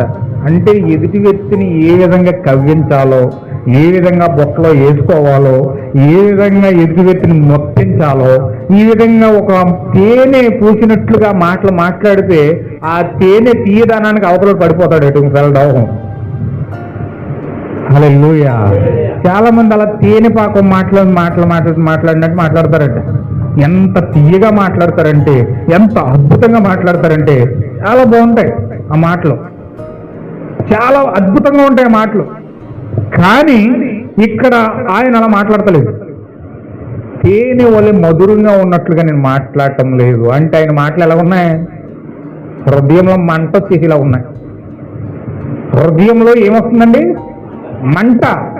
ఎందుకు ఆ మంట వస్తుందంటే మీలో విశ్వాసాన్ని పైకి లేపాలని మాట్లాడుతున్నాను అంటాడు. హల్లెలూయా. జ్ఞానయుక్తమైన మాటల్ని మాట్లాడడానికి, తీయని మాటలతో వినియోగించడానికి నేను ప్రయత్నించట్లేదు, కానీ పరిశుద్ధాత్మయు దేవుని శక్తియు కనుపరుచుచు దృష్టాంతములని వినియోగించుచు తిని గనుక పరిపూర్ణులైన వారి మధ్య జ్ఞానమును బోధిస్తున్నాను. హల్లెలూయా. ఎంత బాగా మాట్లాడుతున్నాడు పౌలు గారు చూడండి. ఆయన మాట్లాడే మాటల్లో, ఆ భాషలో, ఆ యొక్క ప్రాసలో ఎంత అద్భుతమైన అర్థము వస్తూ ఉందంటే, నిజంగా అతను ఆ దైవత్వంతో కూడిన వాక్యాన్ని, పరిశుద్ధాత్మతో కూడిన శక్తిని దేవుని ప్రజల మధ్యలో ప్రదర్శించడానికి ఇష్టపడుతున్నాడు. హల్లెలూయా. ఏదో తెలివితేటలతో కూడిన వాక్యాన్నో, లేకపోతే అక్కడో ఎక్కడో ఎవరి దగ్గర నేర్చుకొచ్చిన వాక్యాన్నో, లేకపోతే టీవీల్లోనో అట్లలోనూ యూట్యూబ్లో నేర్చుకున్న వాక్యాన్నో ప్రజల ముందుకు తీసుకురావడం పౌలు గారు ఇష్టపట్ల. అలా మాట్లాడక ఇష్టపడట్లేదండి. దేవుని యొక్క ప్రవక్తగా ఉన్న ఆ యొక్క పౌలు గారు, దేవుని యొక్క బోధకుడిగా, అపోస్తలుడిగా, సువార్థికుడిగా ఉన్న ఆ పౌలు గారు ఆ యొక్క వాక్యాన్ని ఎంత అద్భుతముగా పరిశుద్ధాత్మ యొక్క శక్తిని విడుదల చేస్తా ఉన్నాడంటే, చూడండి అక్కడ ఏం మాట్లాడుతున్నాడంటే, పరిపూర్ణులైన వారి మధ్య నేను జ్ఞానాన్ని బోధిస్తున్నాను. అది నా జ్ఞానము కాదు, కానీ దేవుని యొక్క జ్ఞానమయ్యన్నది. హల్లెలూయా. దేవుని యొక్క జ్ఞానాన్ని నేను బోధించడానికి ఇష్టపడుతున్నాను. ఏంట జ్ఞానం? అది ఈ లోక జ్ఞానము కాదు, నిరర్ధకులైపోవచ్చుని లోకాధికారుల జ్ఞానము కాదు, కానీ దేవుని జ్ఞానము మర్మమైనట్టుగా బోధిస్తున్నాను. హల్లెలూయా. చూడండి, దేవుని జ్ఞానం ఏమైందండి? మర్మము. That is mystery. ఆ యొక్క మిస్టరీ, మర్మము దేవుడు దాచిపెట్టాడు. ఆ మిస్టరీని, ఆ మర్మమును దేవుడు రహస్యంగా ఉంచేశాడు. ఆది నుంచి కూడా మర్మంగా ఉంచేశాడు. ఒకవేళ మర్మం కనుక తెలిస్తే, ఆ లోకాధికారుల్లో మర్మం కనుక తెలిస్తే ఏమంటున్నాడు చూడండి అక్కడ. ఈ జ్ఞానము మరుగై ఉండేను. ఏమైందండి? మరుగై ఉంది అంటే దాచేశాడు దేవుడు. ఈ జ్ఞానాన్ని జగత్పునాది వేయబడక ముందే దేవుడు నిర్ణయించిన ఆ ముందు జ్ఞానాన్ని, ఆ ప్రీడెస్టినేషన్ జ్ఞానాన్ని, ముందు ప్రణాళికను దేవుడు దాచేశాడు. హల్లెలూయా. Okay, right. జగత్తుకు పునాది వేయబడక మునుపే దీనిని దేవుడు తన మహిమ నిమిత్తము నియమించెను. ఆమేన్. హల్లెలూయా. ఎందుకొరకు దాచాడండి? తన మహిమ నిమిత్తము దేవుడు ఆ యొక్క జ్ఞానాన్ని దాచేశాడు. దేవుడు తన ప్రణాళిక ముందుగా ఏదైతే ప్రణాళిక రచించాడో, తన బిడల కొరకు రచించాడో, తన బిడల కొరకు యోచించాడో, తన బిడల కొరకు ఆలోచించాడో, ఈ ప్రణాళిక అంతయు కూడా దేవుడు దాచిపెట్టి, మరుగు చేసి, ఆది కాలం నుంచి కూడా దాచిపెట్టుకుంటూ వస్తా ఉన్నాడు.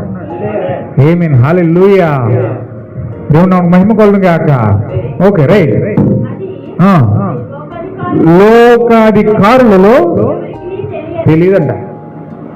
లోకాధికారుల్లో ఏ పాస్టర్కి తెలియదు, ఏ బిషప్కి తెలియదు, ఏ సంఘానికి తెలియదు, ఏ మనిషికి తెలియదు, ఏ యొక్క ఉపదేశకుడికి తెలియదు, ఎవరికీ తెలియదండి. దేవుడు దాన్ని దాచేశాడు, సీలేసేసాడు. దాన్ని దాచిపెట్టి సీలేసేసాడు. దేవుడు సీలేసాడని దాన్ని ఓపెన్ చేసేవాడు ఎవడు? దేవుడు దాన్ని దాచిపెట్టాడని దాన్ని తెరిచేవాడు ఎవడు? ఆమోస్ గ్రంథం అడుగుతాడు దేవుడు దాచిపెట్టిన దాన్ని తెరవగలిగిన వాడేవాడు? హల్లెలూయా. దేవుడు నా మహిమ కలుగును గాక. దేవుడు మరుగు చేశాడు, దేవుడు దాచాడు. దేవుడు దాచిన ఆ యొక్క ఆది సంకల్పాన్ని, దేవుడు దాచిన ఆ యొక్క ఆది మర్మాన్ని, అనాది కాల మర్మాన్ని దేవుడు ఈ కాలంలో వాక్యమును బయలుపరచడానికి ఇష్టపడతా ఉన్నాడు. హల్లెలూయా. Okay, right. అది వారికి తెలిసి ఉండిన ఎడల మహిమా స్వరూపియగు ప్రభువును అదన్నమాట అసలు విషయం.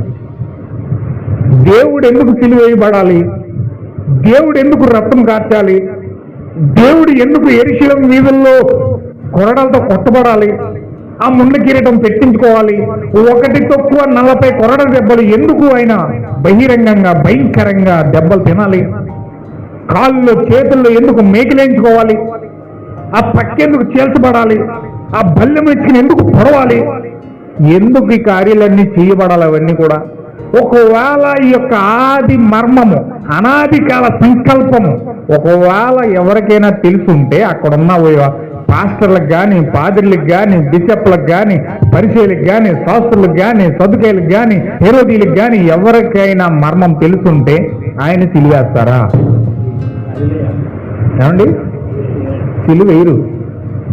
ఒక సిలువ వేయకపోతే ఏమవుతుంది? సిలువ వెనకాల ఒక మర్మం ఉంది.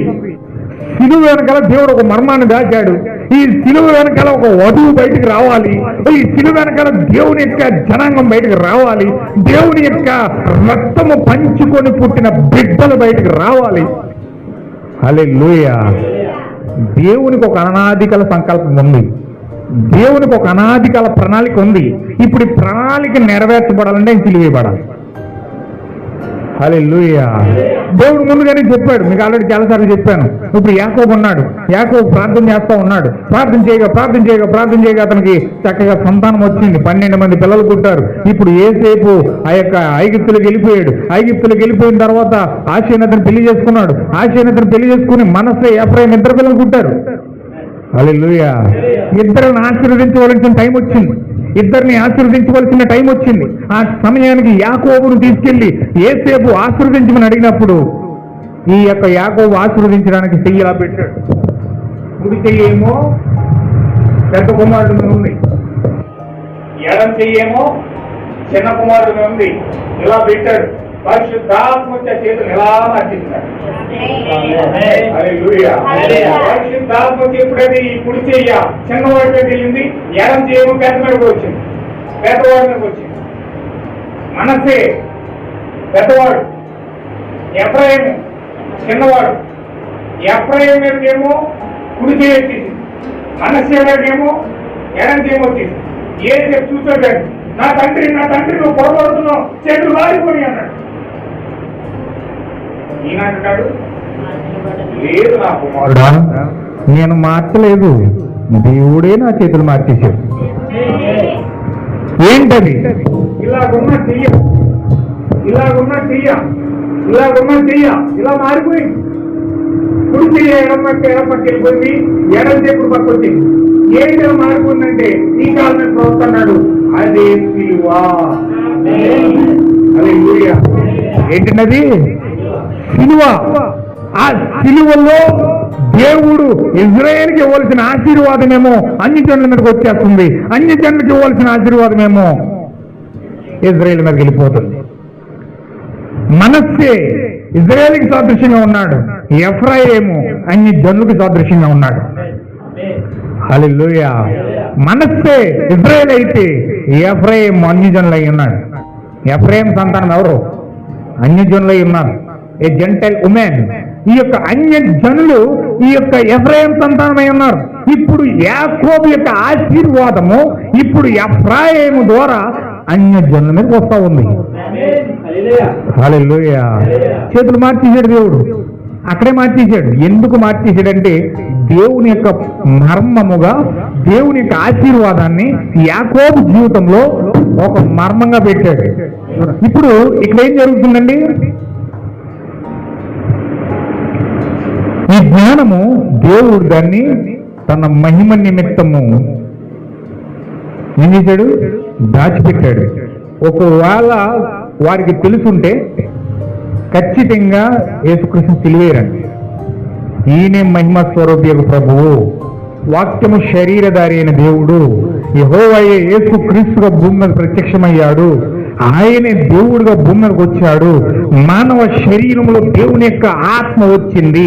ఆయన దేవుని యొక్క శరీరంలో నివాసం చేస్తా ఉన్నాడు అని గనక వారికి ప్రత్యక్షపరచబడి ఉంటే, దేవుడు ఆ శరీరంలో నివాసం చేస్తా ఉన్నాడు అన్న సంగతి కనుక వీళ్ళు గుర్తించుంటే యేసుక్రీస్తు సిలువైపోయాడు. హల్లెలూయా. కానీ ఒక మనిషిలాగానే కనబడ్డాడు. వడ్రింగ్ కూడా కదా, తలుపులు డోర్లు అయి చేసుకోడే కదా, ఆ పెయింటింగ్ కూడా కదా, వాళ్ళ తల్లిదండ్రులు మాకు తెలీదా, వాళ్ళ అమ్మ నాన్న మాకు తెలీదా, వాళ్ళ అన్నదమ్ములు మనకు తెలీదా? ఇతను మనిషి అయ్యుండి పాపాలు ఎలా క్షమిస్తాడు? ఇతను మనిషి అయ్యుండి ఆ యొక్క కార్యాలు ఎలా చేస్తాడు, అద్భుతాలు ఎలా చేస్తున్నాడు, స్వస్థతలు ఎలా చేస్తున్నాడు? చాలా ఆశ్చర్యంగా ఆ వ్యక్తి వైపు చూస్తున్నారు. కానీ ఇతనికి ఈ శక్తి ఎక్కడ వచ్చింది?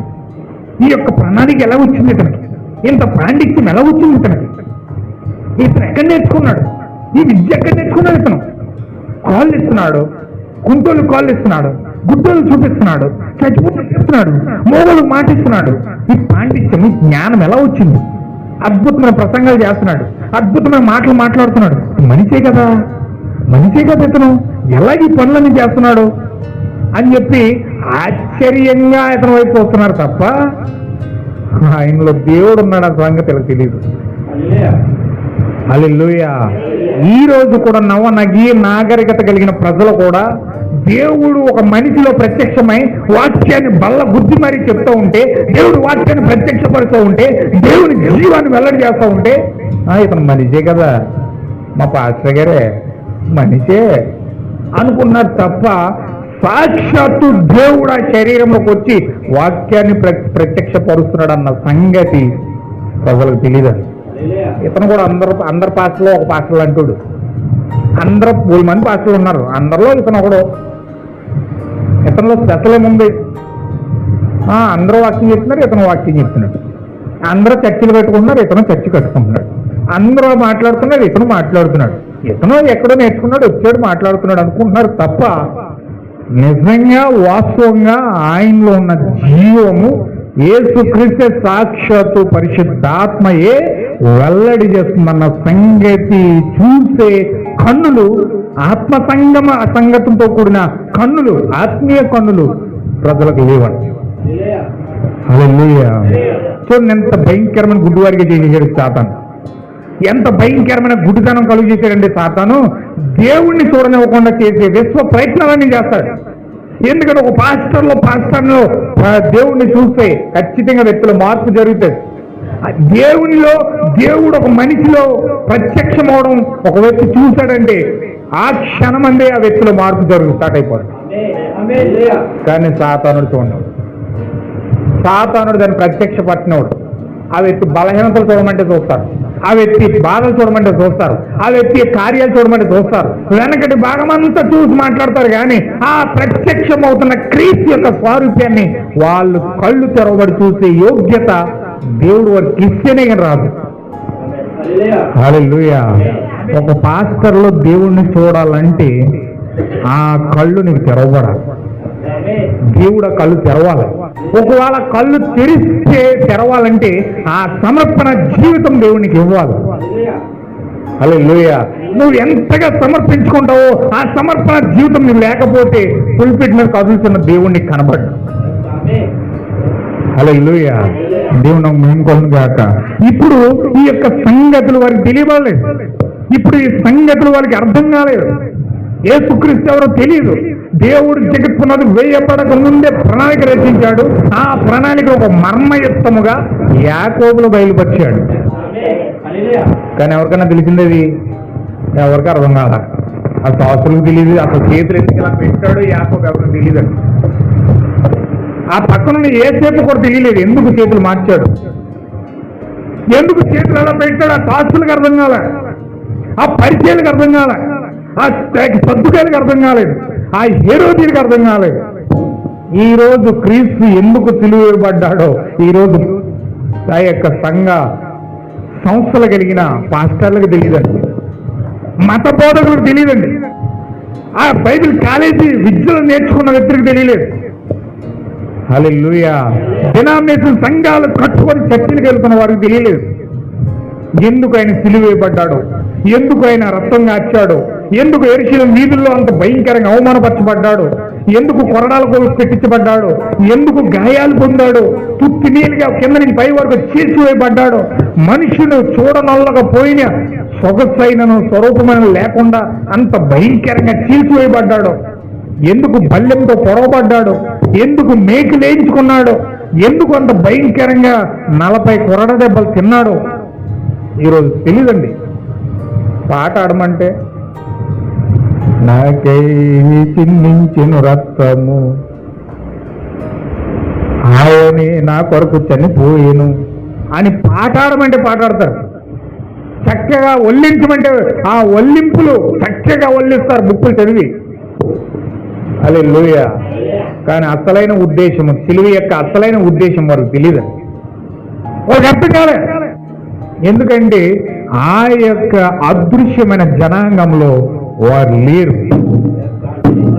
హల్లెలూయా. ముఖ్యమైన ఉద్దేశం ఏంటండి? దేవుని యొక్క జగత్తుకు పునాది వేయబడక మునుపే ఒక అదృశ్యమైన జనాంగాన్ని దేవుడు ఎన్నుకున్నాడు. ఆ అదృశ్యమైన జనాంగంలో వీరు లేరు కనుక దేవుడు వీరికి బయలుపరచలేదు. హల్లెలూయా. దేవుడు నాకు మహిమ కలుగును గాక.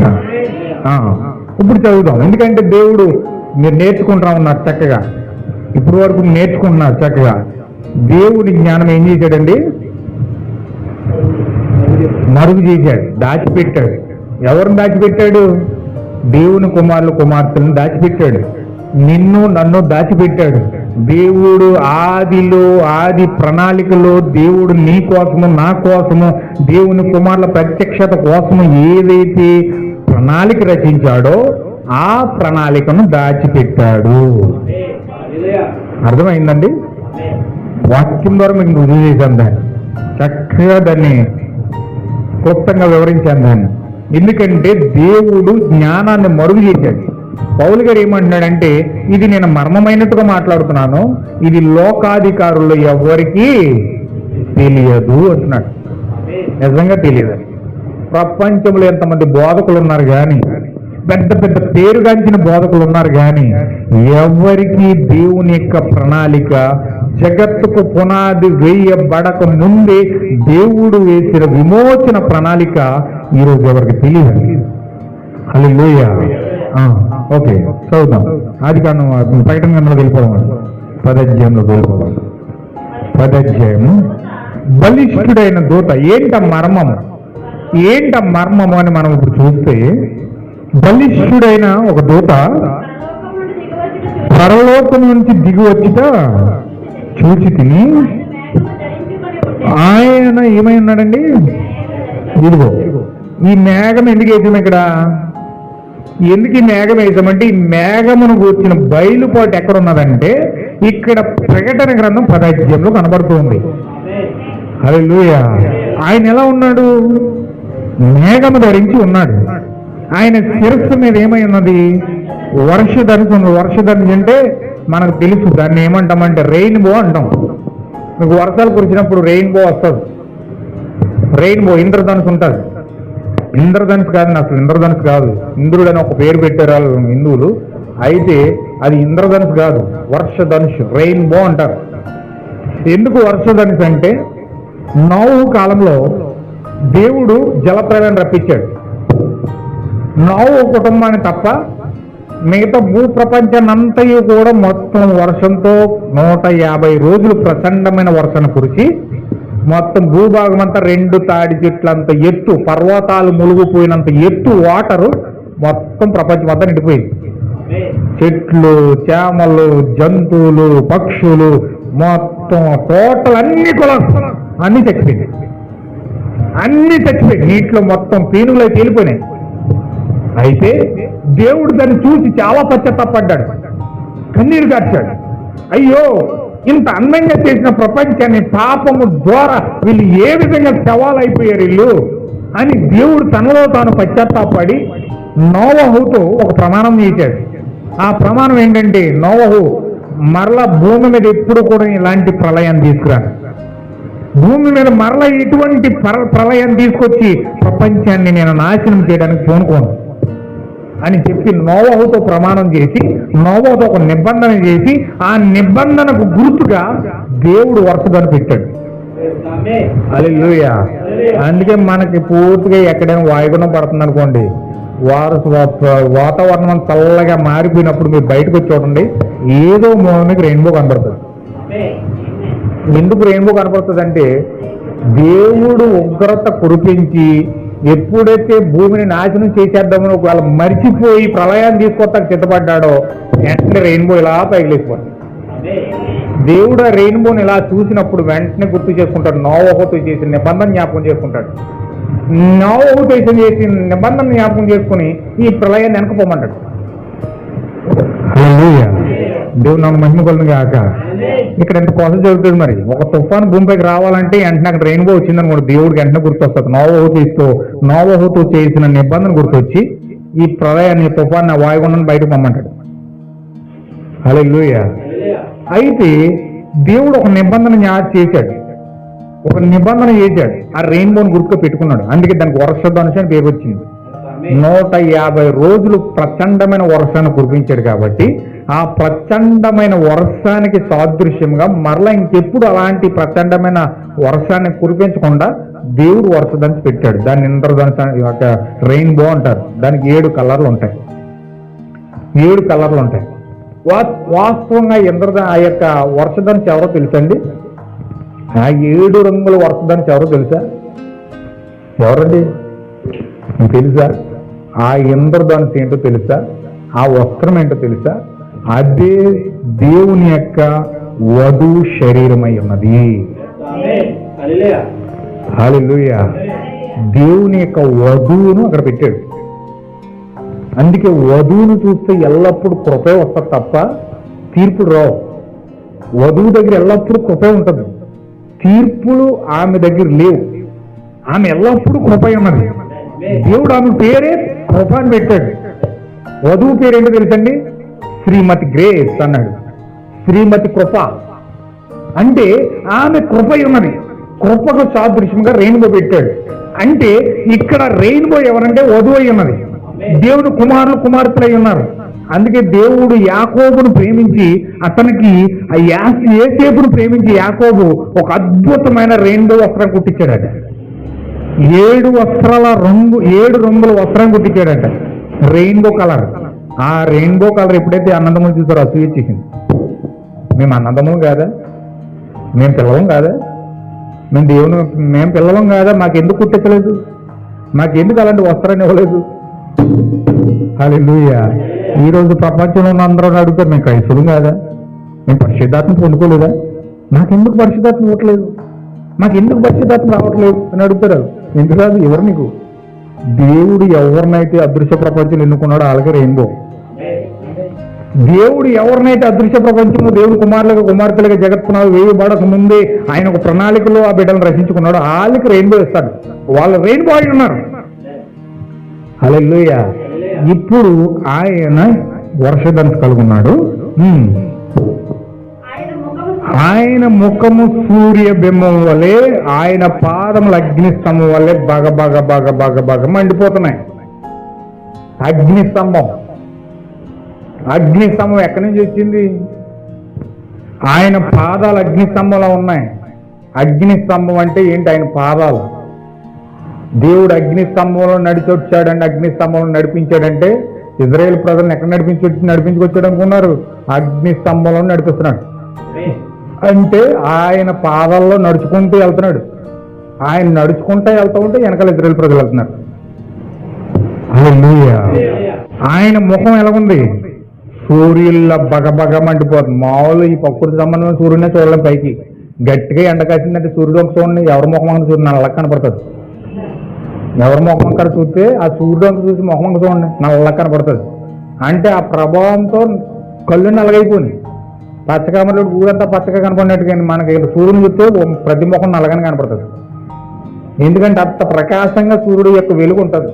ఈ ప్రకృతి సంబంధమైన సూర్యుడు వెలిగే అంత గుడ్డని చేసేస్తే మనల్ని ప్రతి ముఖము నల్లగా కనిపించేలా చేస్తే, మరి దేవుడు ఎవరో సమీపించిన అతి తేజస్సులో అమరత్వం కలిగి ఉన్న దేవుని యొక్క ప్రసన్నత ముఖం చూస్తే మరి నీవు నేను బతుకుతామంటారా? హల్లెలూయా. ఆయన ముఖం ఎలా ఉందంటే సూర్య బింబం వలె, ఆయన పాదాలు అగ్నిస్తంభం వలె ఉన్నాయి. ఇప్పుడు ముఖం ఇక్కడ కనపడుతుంది, మామూలుగా మేఘంలో ఉన్నట్టే కనపడుతుంది. కానీ ముఖము ఒక ప్రచండమైన సూర్య బింబం వలె వెలిగిపోతూ ఉంది. ఆయన పాదాలు అగ్నిస్తంభంలో ఉన్నాయి. ఆయన చేతిలో విప్పబడి ఉన్న ఒక చిన్న పుస్తకం ఉన్నది. ఏంటి ఆ పుస్తకం అంటే అదే దేవుని యొక్క విమోచన ప్రణాళిక యొక్క పుస్తకం. హల్లెలూయా. ఇప్పుడు ఈయన ఎక్కడికి వస్తున్నాడంటే చూడండి, ఈయన విప్పబడి ఉన్న చిన్న పుస్తకాన్ని తీసుకొని వస్తున్నాడు. ఇప్పుడు అందులో విమోచన ప్రణాళిక ఉంది. భూమి మీద ఏ మనిషికి తెలియదు, అది భూమి మీద ఏ మనిషి కూడా తెలీదు. దీన్ని అలా ఉంచండి. ఒక్కసారి 5 అధ్యాయం చదువుతామండి. ప్రకటన 5 అధ్యాయం.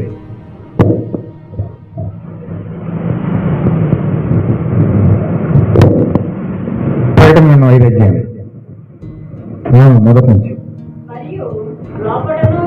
మరియు లోపటను వెలుపటను రోత కలిగి 7 ముద్రలు గట్టిగా వేసి ఉన్న ఒక గ్రంథము సింహాసనముందు ఆసీనుడై ఉండు అని కుడి చేత చూసి తిని, మరియు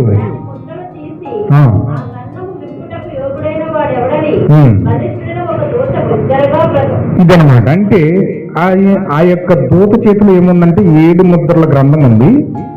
అది సింహాసనం ఆసీనుడు అని ఉండు అని కుడి చేతిలో ఉంది. అది దానికి లోపల వెలుపల కూడా రోత కలిగి ఉందన్నమాట.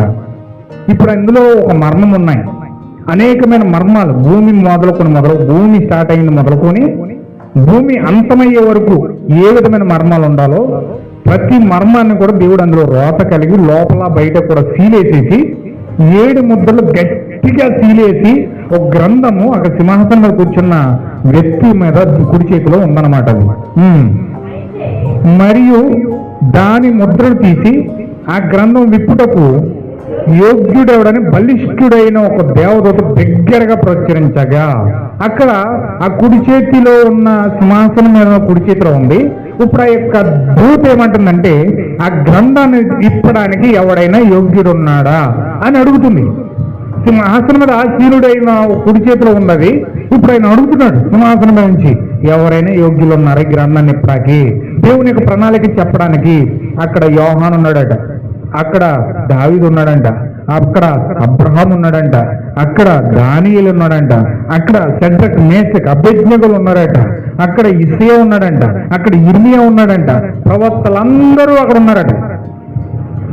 ఏమా అడుగుతున్నాడు ఆయన, ఏమయ్యా ఎస్సయ్యా, నువ్వు బైబిల్లో 66 గ్రంథాలు రాసావు కదా, 66 పుస్తకాలు రాసావు కదా, దేవుని జ్ఞానమంతా వివరించావు కదా, దేవుని ప్రణాళిక అంతా నువ్వు తెలియజేసావు కదా, ఇదిగో ఈ గ్రంథము ముద్రించబడి ఉంది, గ్రంథం తెరవడానికి ఏమన్నా అర్హత ఉందా నీకు? అయినా ఆయన నాకేమి యోగ్యత లేదు నాయన, నాకేమి తెలియదు బాబు, దాన్ని విప్పడానికి చూడకుండా ఒప్పు అసలు అర్హత లేదన్నాడు. దావీదు, నువ్వు రాజ్యాలను జయించావు, శత్రువు అన్నవాళ్ళు లేకుండా చేసావు, దేవుని మీద నమ్మకంగా ఉన్నావు, అనేకమైన జయకేతనాలు నీ లిస్టులో ఉన్నాయి, గ్రంథం తెరువన్నాడు. నన్ను క్షమించండి ప్రభు, నాకు ఏ అర్హత లేదు, చూడడానికి కూడా అర్హత లేదన్నాడు. అబ్రహమా, నువ్వు విశ్వాసులకి తండ్రివి, నువ్వు విశ్వాసాన్ని ప్రూవ్ చేసావు, ప్రపంచానికే విశ్వాసులు తండ్రి అయ్యావు, గ్రంథాన్ని ఇప్పన్నాడు. అందులో ఎంత ప్రభు, నేను ఒక నలకలాంటి, నేను ఆ గ్రంథాన్ని చూడడానికి కూడా యోగ్యత లేదు, నాకు తెలియదు ప్రభు అన్నాడు. దానియేలు, నువ్వు ఎన్నో అనర్గమైన భాషలు, విద్య, ప్రతిది కూడా నీకు తెలుసు, సకల శాస్త్రాలు చదివిన వాడివి, హల్లెలూయా, దూతల భాషలు, దేవుని భాషలు బయలుపరిచిన వాడివి, హల్లెలూయా, సింహాల నోళ్లను మూసినోడివి, గ్రంథాన్ని పొందాడు. సకల శాస్త్రాలు చదివాను కానీ ప్రభువా, ఈ శాస్త్రం కనీసం చూడటం కూడా వీటికి అర్హత లేదు, నాకు తెలియదు ప్రభు అని మాట్లాడట. హల్లెలూయా, దేవుని మహిమ కలుగును గాక. ఒక్కొక్కరికి దేవుడు పేరు పెట్టి పిలుస్తున్నాడట.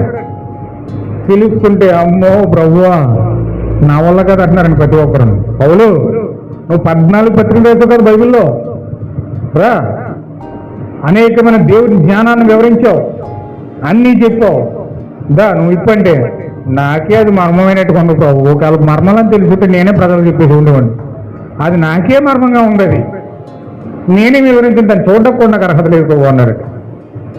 హల్లెలూయా.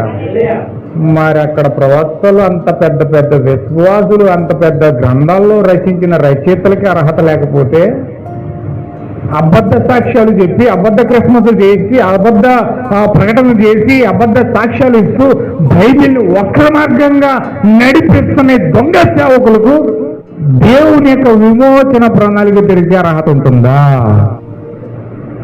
ఏమండి? నిజమైన సేవ చేసి బైబిల్ గ్రంథాలు రాసి యెషయా, ఇర్మియా, ఎహెజ్కేలు, దానియేలు, యోహాను, ఏలియా మొత్తం అందరూ కూడా వారు మాకు ఏ అర్హత లేదని మూలకలు కూర్చుంటే, మరి ఈరోజు ఏ అర్హత లేకుండా పాపం చేసి అతిక్రమణని మూట కట్టుకుని తప్పుడు వాక్యాలు, తప్పుడు అర్థాలు చెప్తూ దేవుని ప్రజలను మోసం చేస్తూ భయంకరంగా ప్రజలను కొల్లగొడుతూ రకరకాలుగా అబద్ధ కార్యాలు ఉన్న ప్రజలను నడిపిస్తున్న వ్యక్తులకి, బిషప్లకి, పాస్టర్లకి దేవుని గ్రంథాన్ని తెరిచే అర్హత ఉంటుందా? హల్లెలూయా. వాళ్ళు చూడడానికి అర్హత లేకపోతే కనీసం అక్కడ ఉండక కూడా అర్హత ఉండదు. ఆ స్థలంలో నిలబడక కూడా అర్హత లేదు వీళ్ళకి. హల్లెలూయా. అందుకే యేసుక్రీస్తు చెప్తున్నాడు, వాళ్ళు వచ్చి అంటారంటే యేసుక్రీస్తు దగ్గరికి, మత్తయి సువార్త 7:21 ఉంటుంది. అది వాళ్ళు వచ్చి అడుగుతారంటే, ఏంటి ప్రభువా మీ నామంలో దెయ్యాలు ఎలగొట్టాం, మీ నామంలో ఎన్నో చర్చిలు కట్టాం, ఎన్నో సంస్థలు కట్టాం, ఎంతో సేవ చేసాం, లక్షల మందిని ప్రజల్ని మీ సన్నిధిలోకి నడిపించాం ప్రభువా, ఏంటి ప్రభువా మమ్మల్ని పాతాళాలకు గెంటించావు అడుగుతారట. అప్పుడు యేసుక్రీస్తు అంటాడంట, అక్రమ సంతానమా, అక్రమం చేయవారులారా, మీరెవరో నాకు తెలియదు అవలమన్నాడు. ఎందుకని? కనీసం ఆ స్థలంలో ఉండడానికి కూడా అర్హత లేదు. ఆ స్థలంలో నిలబడి ఎవరు ఎక్కుతున్నారో ఆ చూసే యోగ్యత కూడా లేదు ఈరోజు. అందుకే అనేక మంది వర్తమంలో రారు. ఈ స్థలంలో ఉండడానికి కూడా అర్హత లేదు వాళ్ళకి. హల్లెలూయా. ఈ స్థలము ప్రత్యేకించబడిన స్థలం, ఈ వర్తమానము అభిషేకించబడిన స్థలం ఇది. ఈ వర్తమానం అభిషేకించబడిన స్థలంలో అభిషేకించబడిన వ్యక్తులు మాత్రమే, అదృశ్యమైన ప్రజలు మాత్రమే ఈ వర్తమానంలో ఉండగలరు. హల్లెలూయా. లేనోడికి వాక్యం చెప్పామనుకో, మా చర్చి ఉందండి, మా పాస్టర్ గారు ఉన్నారండి, మా పండుగలు ఉన్నాయండి, మేము దాన్ని చేసుకుంటామండి. చేసుకో, నీకు అర్హత ఉంటే వస్తావు. అర్హత లేనప్పుడు దేవుడే ఆ స్థలంలో నిలబడ్డాక అర్హత లేకపోతే, ఇవ్వకపోతే నువ్వు ఎక్కడ నిలబడతావు? అక్రమం చేయబడలేదు, అవతల పడినాను నిండాడు. ఇల్లు అనుకుంటున్నాను, మేము స్వస్థతలు చేసేస్తున్నాం, ఆశీర్వాద పండుగలు చేసేస్తున్నాం, క్రిస్మస్లు చేసేస్తున్నాం, ఈస్టర్లు చేసేస్తున్నాం, బసం బుధవారాలు చేసేస్తున్నాం, అన్ని చేసేస్తున్నాం, అన్ని దేవుడికి చేసేస్తున్నాం, పరలోకం వెళ్ళిపోతాం మేము అందరం కూడా అనుకుంటున్నారు. ఇది కనీసం పరలోకం స్థలాల్లో నిలబడ్డా కూడా యోగ్యత లేదు. హల్లెలూయా. చదవండి. అయితే పరలోకమందు గాని, భూమి మీద గాని, భూమి కింద గాని ఆ గ్రంథమును విప్పటానికైనా చూచటానికైనా ఎవరికీ శక్తి లేదట. చూడండి ఇక్కడ ఎంత బాగా చెప్తున్నాడో. పరలోకంలో గాని, భూమి మీద గాని, భూమి కింద కూడా గాని ఆ గ్రంథాన్ని విప్పడానికి కానీ చూడడానికి కూడా ఎవరికి అర్హత లేదట. అబ్రహాం విశ్వాసుల తండ్రి భూమి కింద ఉన్నాడు, ప్రవర్తలందరూ భూమి కింద ఉన్నారు, పరదేశంలో ఉన్నారు, వారు సమాధులు చేయబడ్డారు. కానీ గ్రంథాన్ని విప్పడానికి ఎవరికి అర్హత లేదు. భూమి పైన బతుకున్న వాళ్ళకి ఎవరికైనా ఉందంటే బతుకున్న వాళ్ళకి ఎవరికి లేదు. పోనీ భూమి ఆకాశం కింద ఎవరికైనా ఉందా? ఎవరికి లేదు. ఆకాశం పైన ఎవరికి లేదు. భూమి మీద ఎవరికి లేదు. చూడడానికి కూడా అర్హత లేదట. హల్లెలూయా. అంటే ఇది ఎంత ప్రత్యేకించబడిన గ్రంథం అయితే, ఎంత అద్భుతంగా దేవుడు దాచిపెడితే, ఎంత అద్భుతంగా ఈ మర్మాన్ని దేవుడు దాచిపెడితే, ఎంత అద్భుతంగా దేవుడు దాన్ని సీలేసేస్తే, 7 ముద్దల గ్రంథాన్ని గట్టిగా సీలేసి ఎంత భద్రంగా దేవుడు దాచిపెడితే, ఎంత అద్భుతమైన గ్రంథం అయితే ప్రజలకు భూమి కింద కానీ, పరలోకంలో కానీ, భూమి పైన కానీ చూసి అర్హత కూడా లేకుండా ఉన్నదంటే ఎంత అద్భుతమైన గ్రంథం అండి అది. హల్లెలూయా. ఈరోజు అర్మర్లో పెట్టుకుని పూజ చేస్తున్నాం మనం. అదే అబ్రహాము చేతిలోకి ఇస్తే నవ్వులు మింగేసి తాగేసేవాడు. అదే దావీదు చేతిలోకి ఇస్తే నవ్వులు మింగేసి తాగేసేవాడు, పిండేసేవాడు దాన్ని శుభ్రంగా. ఎందుకంటే అంత ఆతులుగా ఎదురు చూశారు వాళ్ళు. దేవుడు ఆ గ్రంథం ఇస్తే మేము చదివేద్దాం, మేము గ్రంథం ఇస్తే చదివేద్దాం, అందులో విమోచన ప్రణాళిక తెలుసుకుందాం, ఆ విమోచన తెలుసుకుని నేను విమోచించబడాలని చెప్పి ఎంత ఆతృతగా వాళ్ళు ఎదురు చూశారు తెలుసండి. కానీ వారి కాలంలో ఆ గ్రంథం తెరవలేదు. అబ్రహాం ఎదురు చూశాడు, దానియేలు ఎదురు చూశాడు, ఏలీ ఎదురు చూశాడు, యేస్కేలు ఎదురు చూశాడు, ఆ యొక్క చెట్టు మేతగా బెంచులు ఎదురు చూశారు. అందరూ ఎదురు చూశాడు. బైబిల్లో ఉన్న ప్రతి ప్రవక్త ఎదురు చూశాడు. కానీ ఎవరికి కూడా గ్రంథం తెరవలేదు. ఓకే, ఆ గ్రంథం విప్పుటకైనా చూచుటకైనా యోగ్యుడు ఎవడనూ కనబడనందున ప్రకటన గ్రంథం రాసిన యోహాను ఏడుస్తున్నాడండి. ఎంత ఆతృతగా ఆయన ఎదురు చూస్తూ ఏడుస్తున్నాడంటే, ఆ గ్రంథం తెరవబడితే ఈ గ్రంథంలో నా పేరుంది, ఈ గ్రంథంలో నా విమోచన ఉంది. ఆది కాండంలో దేవుడు మొట్టమొదటిగా భూమికి పునాదులు వేయబడక ముందే, జగత్ పునాదులు వేయబడక ముందే నా కొరకు ఏర్పాటు చేసిన ప్రణాళిక ఇందులో ఉంది. హల్లెలూయా. నేను ఆయన ఆలోచనలో ఉన్నాను, నేను ఆయన తలంపులో ఉన్నాను. కానీ ఏ విధంగా తలంపు ఉందో నాకు తెలియదు, ఏ విధంగా ఆలోచన ఉందో నాకు తెలియదు, ఏ విధంగా ఆయన ఉన్నాడో, ఏ విధంగా నన్ను సృష్టించాడో నాకు తెలియదు. నేను నా పేరు చూసుకోవాలి, నా విమోచన ప్రణాళిక తెలుసుకోవాలి, దేవుడు కుమారుడిగా నేను ప్రత్యక్షపరచబడాలి, నా జీవాన్ని ప్రత్యక్షపరచాలి. అసలు ఏముందో నాకు తెలియదు అందులో. ఒకవేళ అది తెరవబడితే, ఇప్పుడు చూడండి, ఎవరైనా ఒక గ్రంథాన్ని ప్యాక్ చేసి ఇతర దేశాల నుంచి ఎవరైనా ఒక గిఫ్ట్ పంపించారనుకోండి, ఆ గిఫ్ట్ని అలా పెట్టి అరమరలో పెట్టేసి ఉంచుతామా? అతను పంపించాడు, ఒక అమూల్యమైన శ్రేష్టమైన బహుమతి ఏదో పంపించాడు. అది అలా మా బహుమతి ఓపెన్ చేయకుండా అరమరలోనే పెడతామండి. అలాగా ఆఫ్టర్ ఏదన్నా సెల్ ఫోన్లో ఆర్డర్ పెడితే అది వచ్చిన వెంటనే తీసేసి చూసేసేదాకా మనకు అతో తాగదు. ఏముంది లోపల, ఏముంది లోపల? మనం పెట్టిందే ఉందా, లేకపోతే పెట్టకుండా ఏదైనా వచ్చేసిందా, అది ఏ విధంగా ఉంది, పాడైందా పాడవలేదా అన్ని ఓపెన్ చేసినగా తెలియదు. హల్లెలూయా. ఏదైనా అంత అమూల్యంగా ఒక ఇతర దేశాల నుంచి ఒక ప్యాకింగ్ మనకు వస్తే దాన్ని ఎంత ఆత్రంగా ఓపెన్ చేస్తామండి? అందులో ఏదో ఉంది, అమూల్యమైన ఏదో గిఫ్ట్ ఉంది, ఏదో బహుమతి ఉంది. అది ఏంటది ఏంటది ఏంటది అని ఓపెన్ చేసి ఎంత ఆత్రంగా మనం చూస్తామంటే చాలా ఆత్రంగా చూస్తాం. కానీ దేవుడు ఇప్పుడు ఆ యొక్క గ్రంథాన్ని ఓపెన్ చేయడానికి ఎవరికి అర్హత లేదు. పరలోకంలోని లేదు, భూమి మీద లేదు, భూమి కింద లేదు. ఇప్పుడు యోహాను ఏడుస్తున్నాడు, అయ్యో ఈ గ్రంథం తెరవబడకపోతే నా విమోచన తెలియబడదే, అయ్యో ఈ గ్రంథం తెలియబడకపోతే నా పేరు ఎక్కడుందో తెలియదే. దేవుడు విమోచన ప్రణాళికలో ఆయన ఆలోచనగా నేను ఏ విధంగా ఉన్నానో, ఆయన తలంపుగా నేను ఏ విధంగా ఉన్నానో, అసలు దేవుడు నన్ను ఎలా చేశాడు, ఏ విధంగా నేను కుమారత్వం వెల్లడి చేశాడు, ఏ విధంగా దేవుడు నన్ను పూర్తిగా ప్రత్యక్షపరచాలనుకున్నాడు, అసలు ఆయన ప్రణాళిక ఏంటి, ఆయన ఉద్దేశం ఏంటి, ఆ శిలువ యొక్క మర్మం ఏంటి, ఆ గ్రంథంలో ఏముంది అని తెలుసుకోవడానికి ఎవరూ లేక, ఆ గ్రంథాన్ని తెరవడానికి ఎవరూ లేక ప్రకటన గ్రంథం రాసిన యోహాను ఏడుస్తున్నాడు. హల్లెలూయా. మరి నువ్వేం చేస్తున్నావు? ఆయన గ్రంథం కోసం ఏడుస్తున్నాడు. మనం దేనికోసం ఏడుతాం? తెల్లారు లేస్తే పని ఎక్కడ ఉంది ప్రభువా అని ఏడుస్తాం. తెల్లారు లేస్తే ఏం చేయాలి ప్రభువా, ఏం కట్టుకుంటామా, ఏం తిందామా, ఏం తాగుదామా, ఏం వండుకుందామా, ఏం చేద్దామా, ఎలా చేద్దామా, డబ్బు ఎలా సంపాదించాలి, బంగారం ఎలా సంపాదించాలి, ఆయుష్ని ఎలా కాపాడుకోవాలి, ఆరోగ్యాన్ని ఎలా కాపాడుకోవాలి. 24 గంటల జీవితం యొక్క ఏడుపే మనకు ఉంటుంది. జీవితాన్ని ఏ విధంగా ముందుకు నెట్టాలి, ఏ విధంగా ముందుకు వెళ్ళాలి, ఏ విధంగా దీన్ని నడిపించాలి, ఈ పిల్లలు అర్థం కాక, ఈ పిల్లలో మనం ముందుకెళ్ళలేక తెలియలేక సతమతం అవుతూ ఈ జీవితం కోసమే ఆలోచిస్తూ ఈ జీవితం కోసమే ఏడుస్తూ ఉంటాం. ఎంతసేపు అసలు భూ సంబంధమైన ప్రణాళిక కోసమే ఏడుస్తూ ఉంటాం, కానీ ఎప్పుడు పరలోక సంబంధమైన ప్రణాళిక మన జీవితంలోకి వస్తుంది. దేవుడు ప్రణాళిక రచించాడు. ఆ ప్రణాళిక ఏంటి, ఆ ప్రణాళికలో నేనేమై ఉన్నాను, ఆ గ్రంథంలో నేను ఎలా ఉన్నాను, ఆ గ్రంథంలో నా పేరు ఎక్కడ ఉంది అని యోహాను ఏడుస్తుంటున్నాడు. హల్లెలూయా. నిజమైన క్రైస్తవుడు, తిరిగి జన్మించిన క్రైస్తవుడు దేనికోసం ఏడుస్తాడంటే ఈ గ్రంథం కోసం ఏడుస్తాడు.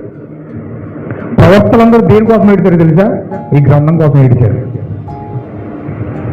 ఆ గ్రంథం ఎప్పుడు తెరవబడుతుందా, ఎప్పుడు ఆ గ్రంథం తెరవబడితే నేను వెళ్ళి ఆ గ్రంథంలో ఏముందో చూసి నా విమోచన ప్రణాళిక తెలుసుకొని ఆ ప్రణాళిక గుండా నేను ఏ విధంగా వెళ్తానా అని ప్రతి క్షణము కూడా ప్రవక్తలందరూ గ్రంథం కోసం ఏడ్చారు. మన ఏడుపు ఏంటి, మన బాధ ఏంటి, మన యొక్క దుఃఖం ఏంటి, మనది. వాళ్ళేమో అది చేయలేదు, వీళ్ళు అది చేయలేదు, నన్ను వాళ్ళు మోసం చేశారు, నన్ను వీళ్ళు మోసం చేశారు, నన్ను అక్కడ ఆడుకున్నారు, నేను ఎక్కడ పడ్డాను, నేను అక్కడ లేచాను, నేను అది చేశాను, నేను ఇది తిన్నాను, అది తాగాను. ఇంకెంతసేపు ఈ గొడవ ఈ గొడవ ఈ గొడవతోనే జీవితకాలం అంతా ఏడుస్తాం తప్ప ఎప్పుడైనాను దేవుడు నా పేరు గ్రంథంలో రాశాడా, దేవుడు నా కొరకు రచించిన విమోచన ప్రణాళికలో ఏముంది, దేవుడు అసలు నా కొరకు రచించిన గ్రంథంలో నేను ఏ విధంగా చూడగలను, అసలు దేవుడు నా కొరకు ఏ రాసిన గ్రంథంలో, దేవుడు నాకు ఇచ్చిన ప్రణాళిక ఏంటి, అసలు నేను ఆ దేవుడి దృష్టిలో నేను ఎలా ఉన్నాను, అసలు భూమి మీదకి నన్ను దేవుడు ఎందుకు పంపించాడు, నేను ఎందుకు తింటమో తాగడం చచ్చిపోవడమేనా, నా బతికించేనా, అసలు నా జీవితంలో దేవుడి యొక్క ప్రణాళిక ఏంటి, అసలు దేవుడు నన్ను భూమి మీదకి పంపించగలడానికి ముఖ్యమైన ఉద్దేశం ఏమిటి, నేను ఎందుకు ఇక్కడ బతుకుతున్నాను, ఎందుకు ఇక్కడ తాగుతున్నాను, ఎందుకు ఇక్కడ తింటున్నాను, తింటాం తాగడం, వయసు అయిపోతుంది, రోగాలు వస్తున్నాయి, చచ్చిపోవడం నేను బతుకుంటే. అసలు దేవుడు నా పట్ల ఉన్న ఉద్దేశం ఏంటి, దేవుడు నా కొరకు ఎటువంటి ఉద్దేశం కలిగి ఉన్నాడు, అసలు ఆయన చిత్తం ఏంటి, ఆయన నా పట్ల ఉన్న ఉద్దేశం చిత్తం ఏమిటి, అసలు దాని ప్రకారంగా నేను నడుస్తున్నానా లేదా. హల్లెలూయా. అది మనకు కావాలి. యోహాను భూ సంబంధమైన వాటి కోసం ఏడ్చలేదండి. అసలు యోహాను ఏడవాలంటే బోల్డ్ ఏడవాలి. పద్మాసులో ఉన్నాడు, కొండశిలల మధ్యలో ఉన్నాడు, పాముల మధ్యలో ఉన్నాడు, తేళ్ల మధ్యలో ఉన్నాడు, చీకటి అగాధంలో ఉన్నాడు. ఏ పక్క నుంచి ఏ తేలు వస్తుందో తెలియదు, ఏ పాము వస్తుందో తెలియదు, ఏ మృగం వస్తుందో తెలియదు. ఆ భయంకరమైన అగాధంలో కట్టిక చీకట్లో ఉండి ప్రకటన గ్రంథం రాస్తున్నాడు. ఎంత భయపడుతూ, ఎంత భయంకరంగా ఆవేదన చెందుతూ తన ప్రాణం కోసం ఏడవాలండి అక్కడ. ప్రభువా, కొండకి వస్తుందేమో కాపాడు ప్రభువా, తేలు వస్తుందేమో కాపాడు ప్రభువా, సింహం వచ్చి అట్టు తినేస్తుందేమో కాపాడు ప్రభువా, లేకపోతే ఏలుగుబండి వచ్చి తినేస్తుందేమో కాపాడు ప్రభువా, బియ్యలు వచ్చి పడిపోతేమో కాపాడు ప్రభువా, చీకట్లో ఉన్నాను ప్రభువా అని ఏడవాలి. యోహాను అలాగే ఏడవాలి. వాళ్ళందరూ క్రూరులు ప్రభువా, ద్రోహులు ప్రభువా, నన్ను అన్యాయం చేశారు ప్రభువా, నన్ను అందరూ తీసుకుని తిండిలో పడేశారు ప్రభువా, వాళ్ళు కాళ్ళు ఇరుకోను కాక, వాళ్ళు చేతులు ఇరుకోను కాక అని ఆమె చెప్పించాలేకపోతే వాళ్ళ మీద కోపం పెట్టుకోవాలి, వాళ్ళని ద్వేషించాలి. మనం కీడి చేసిన వాళ్ళ మీద ఎంతసేపు పగల పెట్టుకుని ప్రజలు పెట్టుకుని చాడీలు చెప్పి రకరకాలుగా భయంకరంగా మన జీవితాన్ని వ్యక్తపరచడానికి ఇష్టపడతాం. ఇదే మన జీవితం. ఎంతసేపు అటు కోసం ఇటు కోసం ఎక్కడ దేశం పెట్టుకోవాలో, ఎక్కడ అసూయ పెట్టుకోవాలో, ఎక్కడ కోపం పెట్టుకోవాలో, ఎన్ని రకాలుగా మనం అసూయ పడాలో, దేశాలు పెట్టుకోవాలో భూ సంబంధంగా ఇలాగే ఆలోచించాలి. యోహాను కోపం పెట్టుకోవాలండి ఎంతమంది మీద పెట్టుకోవాలి? సైనికుల మీద పెట్టుకోవాలి, రోమన్ చక్రవర్తి మీద పెట్టుకోవాలి, ఆ యొక్క బంటోతుల మీద పెట్టుకోవాలి, ఆ యొక్క కబంధ పెట్రోల్ పోసిన మీద పెట్టుకోవాలి, నూనె పోసిన వేడి నూనె పోసిన మీద పెట్టుకోవాలి, అగ్ని అంటించేసిన మీద పెట్టుకోవాలి, ఆ కర్ర కట్టేసిన వాళ్ళతో పెట్టిన పెట్టుకోవాలి. ఎన్నో రకాలుగా హింసించారండి యోహాను. ఆయన ఏం చేశారు తెలుసని? పెట్రోల్ వేసేసారు, అగ్గిపుల్ల వేసేసారు, అంటించేశారు. పెట్రోల్ వేసి అంటించేస్తే అగ్గిపుల్ల వేసారు. ఆ యొక్క మంట యోహాన్ దగ్గర కంటే వెళ్ళి ఆ మంట యోహాన్ తాగడానికి భయపడి వెనక్కొచ్చేసింది. ఎందుకంటే ఆయనలో ఇంకో మంట ఉంది. హల్లెలూయా. దేవుని యొక్క అగ్ని ఆయన లోపల ఉంది. ఈ ప్రకృతి సంబంధమైన మంట ఎప్పుడైతే ఆయన దగ్గరికి వెళ్ళిందో ఆ మంటకు భయపడి ఈ మంట బయటకు వచ్చేసింది. హల్లెలూయా. ఆ మంట ఉంటే ఈ మంట కూడా ఏం చేయలేవు. అందుకే సెట్రక్ మీద అభ్యర్థిగోళ్ళ దగ్గరికి మంటలో వేసేసినా సరే ఆ మంట ఏం చేయలేకపోయింది. ఎందుకంటే లోపల మంట ఉంది వాళ్ళకి, లోపల అగ్ని ఉంది వాళ్ళకి. ఈ అగ్ని ఎప్పుడైతే బయటకు వచ్చిందో ఈ అగ్ని వెనకెళ్ళిపోయింది. హల్లెలూయా. దేవుడు నాకు మహిమ కలుగును గాక. అగ్ని వెనక్కొచ్చేస్తున్నట్టు ఇది ఎక్కడ విచిత్రం? ఇలా కాదు కానీ ఇతన్ని ఎలా చంపాలంటే బల్లెలెట్టి పొడి చేద్దామని చెప్పారట. బల్లెలెట్టి ఇలా టంగ్ పొడిచేటప్పటికి ఐరన్ రోడ్ తగిలిన టంగ్ తగిలిందంట. చూడండి, ఏదన్నా గోడనేసి ఐరన్ రేడ్నేసి గడ్డపరిచిన ఇలా కొట్టండి మీరు, కొట్టునూరు చెయ్యి ఎదిరిపోద్ది. కొట్టునూరు చెయ్యి ఎదిరిపోయి తిమ్మిరెక్కిపోయి కొట్టునూరు కింద అలా వదిలేసారంట. ఎందుకంటే ఐరన్ రాడ్ గట్టిగా తగిలేటప్పటికి గడ్డపరకి ఎండ చెయ్యి తిమ్మిరెక్కిపోయి వదిలిపోయి చెయ్యి ఎత్తి పెట్టేసి బయటకు వచ్చి వెనకొచ్చేసారట. చాలా ప్రయత్నం చేశారు, అది అవ్వట్లేదు. అమ్మ ఇతను చంపడం మన వల్ల కాదు కానీ కాగే నూనె వేసేద్దామని చెప్పి పెద్ద కళాయి ఒకటి తెచ్చి ఆ కళాయిలో నూనె పోసి అంటించేసి బాగా కాసేసి బజ్జీలో వేసారండి. ఫస్ట్ వేసిన 2 సెకండ్లో మలమల మాడిపో బజ్జీ ఎగిపోయింది, మాడిపోయింది. అంత బాగా కాసేసారు వాళ్ళు. కాసేసిన తర్వాత యోహాన్ ఎటుకలు అందులో వేసేసారు. యోహాన్ ఎటుకలు అందులో ఎత్తేని పడ్డవాడు మోకాళ్ళు వేసారు, నూనెలో ఉండి ప్రార్థన చేస్తున్నాడట. ఆ నూనెలో ఉండి ప్రార్థన చేస్తున్నాడట. నూనె కాల్తలేదు, వాళ్ళకి తెచ్చెక్కిపోతుంది, బుర్ర తెచ్చెక్కిపోయి ఇదేంటి నూనెలో అయితే బాయిలర్ కూడా ఎత్తే చెంచంచంలు ఆడుతూ ఏగిపోయి ఉడికిపోతుంది అది. అలాంటి నేను కాల్తలవేటినా అమ్మో మన వల్ల కాదు ఇంక చంపడం అని చెప్పి అప్పుడు కాళ్ళు చేతులు కట్టేసి ఆ భూమి కింద ఉంటుంది 3 కిలోమీటర్ల దూరం గొయ్యది, లోయది. ఆ లోయలోకి విసిరేసారంట ఆయన. ఆ లోయలోకి విసిరైతే వెళ్ళిపోయి ఎక్కడ పడ్డాడో తెలియదు, ఏ రాయి తగిలిందో తెలియదు, ఏ బండ తగిలిందో తెలియదు. సురక్షితంగా వెళ్ళి విసిరేదేనంట. దేవదూతలు వెళ్ళి గబాలను ఇలా పట్టుకుని జాగ్రత్తగా ఒక దిక్కుని పెట్టారట. ఓ దిక్కుని పెట్టి అక్కడ లైటింగ్ లేదు, ఏమి లేదు, ఏ పక్క నుంచి ఏ బొమ్మ పోతుందో తెలీదు. కానీ అక్కడికి వెళ్ళి దేవదూతలు అందరూ కూడా యోహాన్ చుట్టూ కూర్చుని సింహాసనం మీద యోహాన్ కొత్తడు పెట్టారట. హల్లెలూయా. పద్మాసు దీవిలో సింహాసనం మీద యోహాను ఉంటే చుట్టూ దేవదూతల సింహాసనాన్ని పట్టుకొచ్చున్నాయి. హల్లెలూయా. చూడండి దేవుని యొక్క కాపుదల ఎంత అద్భుతంగా ఉందో, దేవుని యొక్క కాపుదల ఎంత అద్భుతంగా. దేవుని కుమార్తెలకు అందుకే ఏసుక్రీస్తుని సాతాను అందుకే శోధించాడు. నువ్వు ఈ పర్వతం దూకే దేవదూతలు వచ్చి నేను పట్టుకుంటాయి. ఎందుకన్నా అనుకున్నారు? దేవదూతలు దేవుని కుమారుడు పట్టుకుంటుంటే వచ్చి పరిచయం చేసి పట్టుకోవాల్సిన బాధ్యత అది. హల్లెలూయా. యోహాన్ని ఎప్పుడైతే విసిరేశారో దేవదూతలు వచ్చి యోహాన్ని ఇలా పట్టుకుని పరుపు మంచం పడ్డట్టు ఉన్నదండి. ఆయన యోహానికి పరుపు మంచంలో పడినట్టు పడి చక్కగా సింహాసనంలో కూర్చున్నాడు అండి. వెళ్ళి ఆ సింహాసనాన్ని మోస్తున్నాయండి దేవదూతలు. హల్లెలూయా. దేవుని మహిమ కలుగును గాక. ఇప్పుడు ఆ యొక్క యోహాను అక్కడ ఉండి వాళ్ళ మీద ఇసురునోళ్ళ మీద, బల్లెలెట్టిన పొడిచిన వాళ్ళ మీద, నూనెలో వేసేసిన వాళ్ళ మీద, లేకపోతే ఆ గోతులో పడేసిన వాళ్ళ మీద పగెట్టుకుని ప్రతీకారాలు తీర్చుకోవడానికి ప్రభువా వాళ్ళు నన్ను ఇసిరేశారు ప్రభువా అని చెప్పి వాళ్ళు నన్ను అలా చేశారు ప్రభువా, వాళ్ళని అది చేసే ఇది చేసి వాళ్ళ కుటుంబాలు కూలిపోవాలి ప్రభువా, వాళ్ళు నాశనం అయిపోవాలి ప్రభువా, వాళ్ళని ఎత్తకూడదు ప్రభువా, వాళ్ళు పూర్తిగా నాశనం అయిపోవాలి ప్రభువా అని ప్రార్థన చేస్తున్నాడు అనుకోండి. దేవుని దర్శనం ఇతనికి వస్తుందండి. ఆ ఏడు పదం లేదు. ఎవరు ఇచ్చిరారో, ఎవరు నాశనం చేశారో, ఎవరు పట్టణం చేశారో, ఎవరు పాడు చేయడానికి ప్రయత్నం చేస్తున్నారో దానికోసం ఇతను ఆలోచించట్లేదు. అస్సలు ఆలోచించట్లేదు. లేకపోతే రోమన్ చక్రవర్తి ఏ విధంగా ఆజ్ఞలు జారీ చేశాడో అతని మీద పెట్టుకోలేదు. అతను ఎందుకు ఏడుస్తున్నాడు తెలుసండి? ఇదిగో ఆ గ్రంథం విప్పుటకైనను చూచుటకైనను యోగ్యత ఎవ్వడూ లేని కారణంగా పరలోకంలో కానీ భూమి మీద కానీ భూమి కింద కానీ యోగ్యత ఎవరికి లేనందు కారణం చేత యోహాను బహుగా ఏడుస్తున్నాడట. హల్లెలూయా. నా ప్రియమైన సహోదరులారా, భూ సంబంధమైన విషయాల్లో మనం ఎంత ఏడ్చినా మనం ఉపయోగం లేదు. కానీ ఎంత కొట్టుకున్నా ఎక్కడ పడ్డాల గొంగరి అక్కడే అన్నట్టుగా ఉంటుంది. కానీ మనము ఎంత ఏడ్చినా ఫలితం ఉండదు. కానీ పరలోక సంబంధమైన విషయాల్లో మనము జాగ్రత్త వహించి మనం ఏడిస్తే ఖచ్చితంగా మనకు ప్రతిఫలం ఉంటుంది. హల్లెలూయా. యోహాను అందుకు ఏడుస్తున్నాడు. ఓకే, రైట్, చదవండి.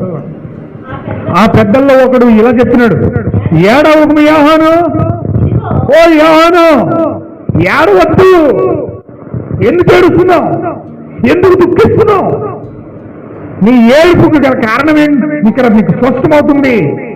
ఏడు పాపాయి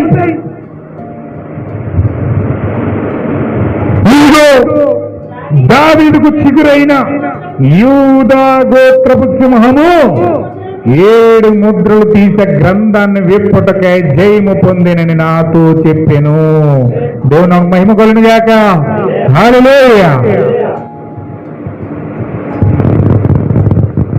దావీదుకు చిగురైన యూదా గోత్రపు సింహము ప్రభువైన యేసుక్రీస్తు యూదా గోత్రపు సింహము 7 ముద్రలు తీసి ఆ గ్రంథాన్ని విప్పుటకే జయము పొందినది.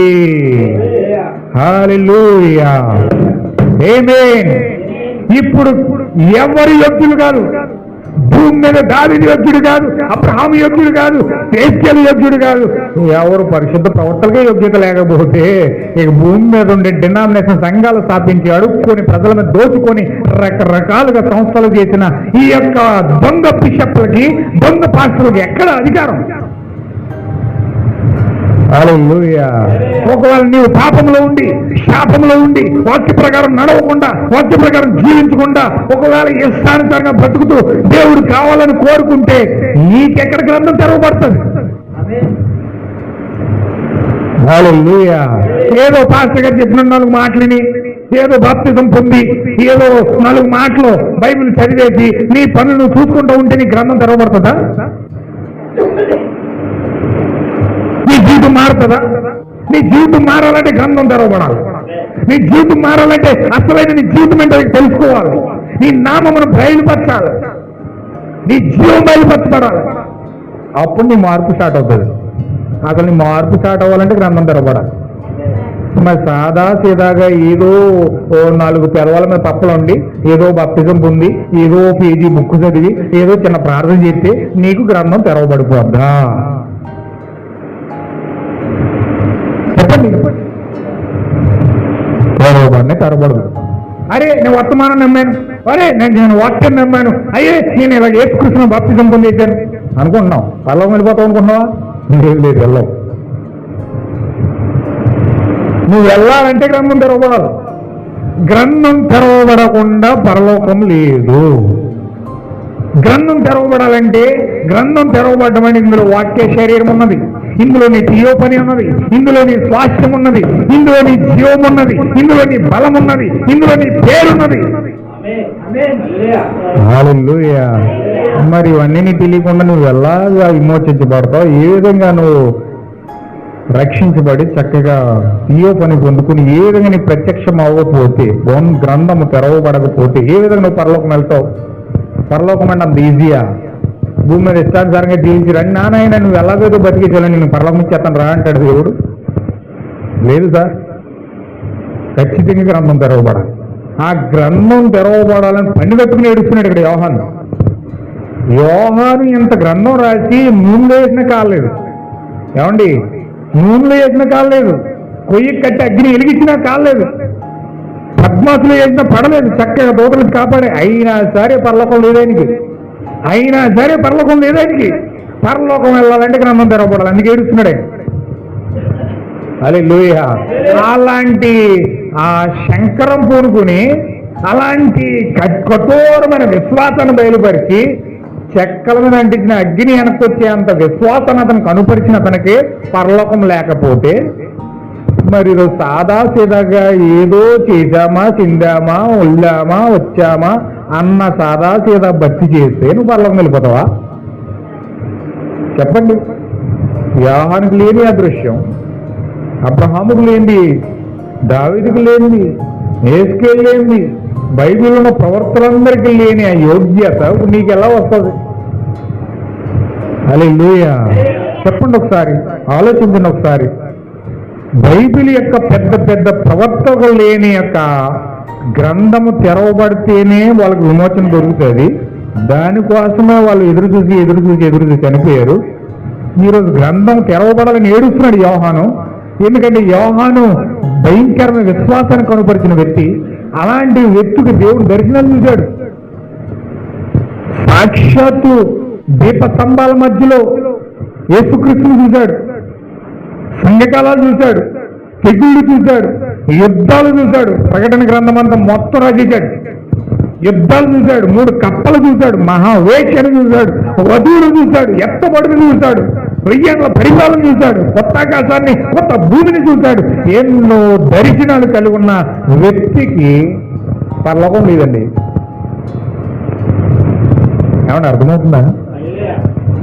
అలాంటి వ్యక్తికి పరలోకం లేదు. పరలోకం రావాలంటే గ్రంథం తెరవబడాలి. ఇప్పుడు గ్రంథం తెరవబడితేనే పరిశుద్ధాత్మ వస్తేనే అతను తీయో పని పొందుకుంటేనే అతను పరలోకం వెళ్తాడు.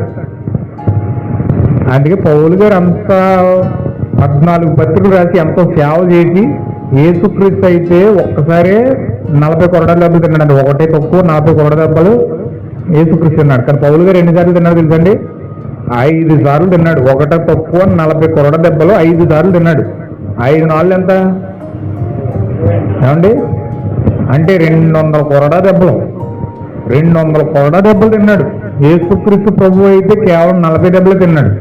కానీ పౌలు గారు 200 దెబ్బలు తిన్నాడు, కొరడా దెబ్బలు. వాకింగ్ కోసం చెరసాల్లో వేయబడ్డాడు. ఆయన పడ్డ శ్రమ భూమి మీద ఏ ప్రవర్త కూడా పడలేదు. అంత భయంకరమైన శ్రమలు అనుభవించాడు. అంత భయంకరంగా చీల్చివేయబడ్డాడు. ఆఖరికి సమాజ మందిరులు పెట్టి తలకాయ నరికివేయబడ్డాడు. అంత శిక్షలు పడి కూడా, అంత శ్రమలు పడి కూడా ఆయనేమంటున్నాడంటే నాకు యోగ్యత లేదు ప్రభువా, నాకు యోగ్యత లేదు ప్రభువా, నీవు ప్రత్యక్షమగు దినమున చూడడానికి నాకు యోగ్యత దయచే ప్రభువా, నీ కృప నాకు చాలు తండ్రి అని ప్రార్థన చేస్తున్నాడు. హల్లెలూయా. భూమి మీద ఒక భయంకరమైన స్టేట్మెంట్ ఇచ్చాడు పౌలు గారు. ఏంటో తెలుసండి? బైబిల్లో ఏ ప్రవక్త ఇవ్వలేదు అంత స్టేట్మెంట్. అంత పెద్ద స్టేట్మెంట్ ఇచ్చాడు పౌలు గారు. ఏమని ఇచ్చాడు తెలుసా? నేను క్రీస్తుని పోలు నడుచుకున్నాను, మీరు నన్ను పోలు నడుచుకున్నాడు. భూమి మీద అంత పెద్ద స్టేట్మెంట్ ఇచ్చిన వ్యక్తి ఏ వ్యక్తి లేడండి.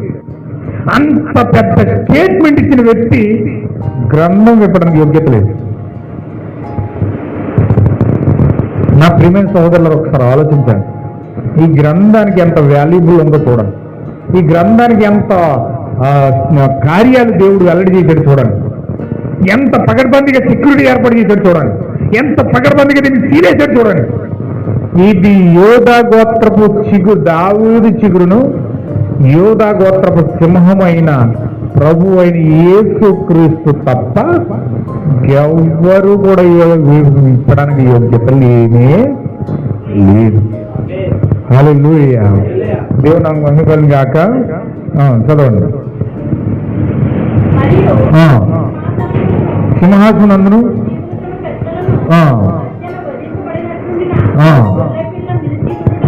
చూచి తిని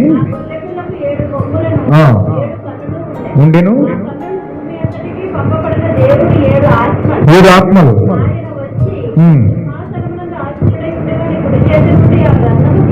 తీసుకొని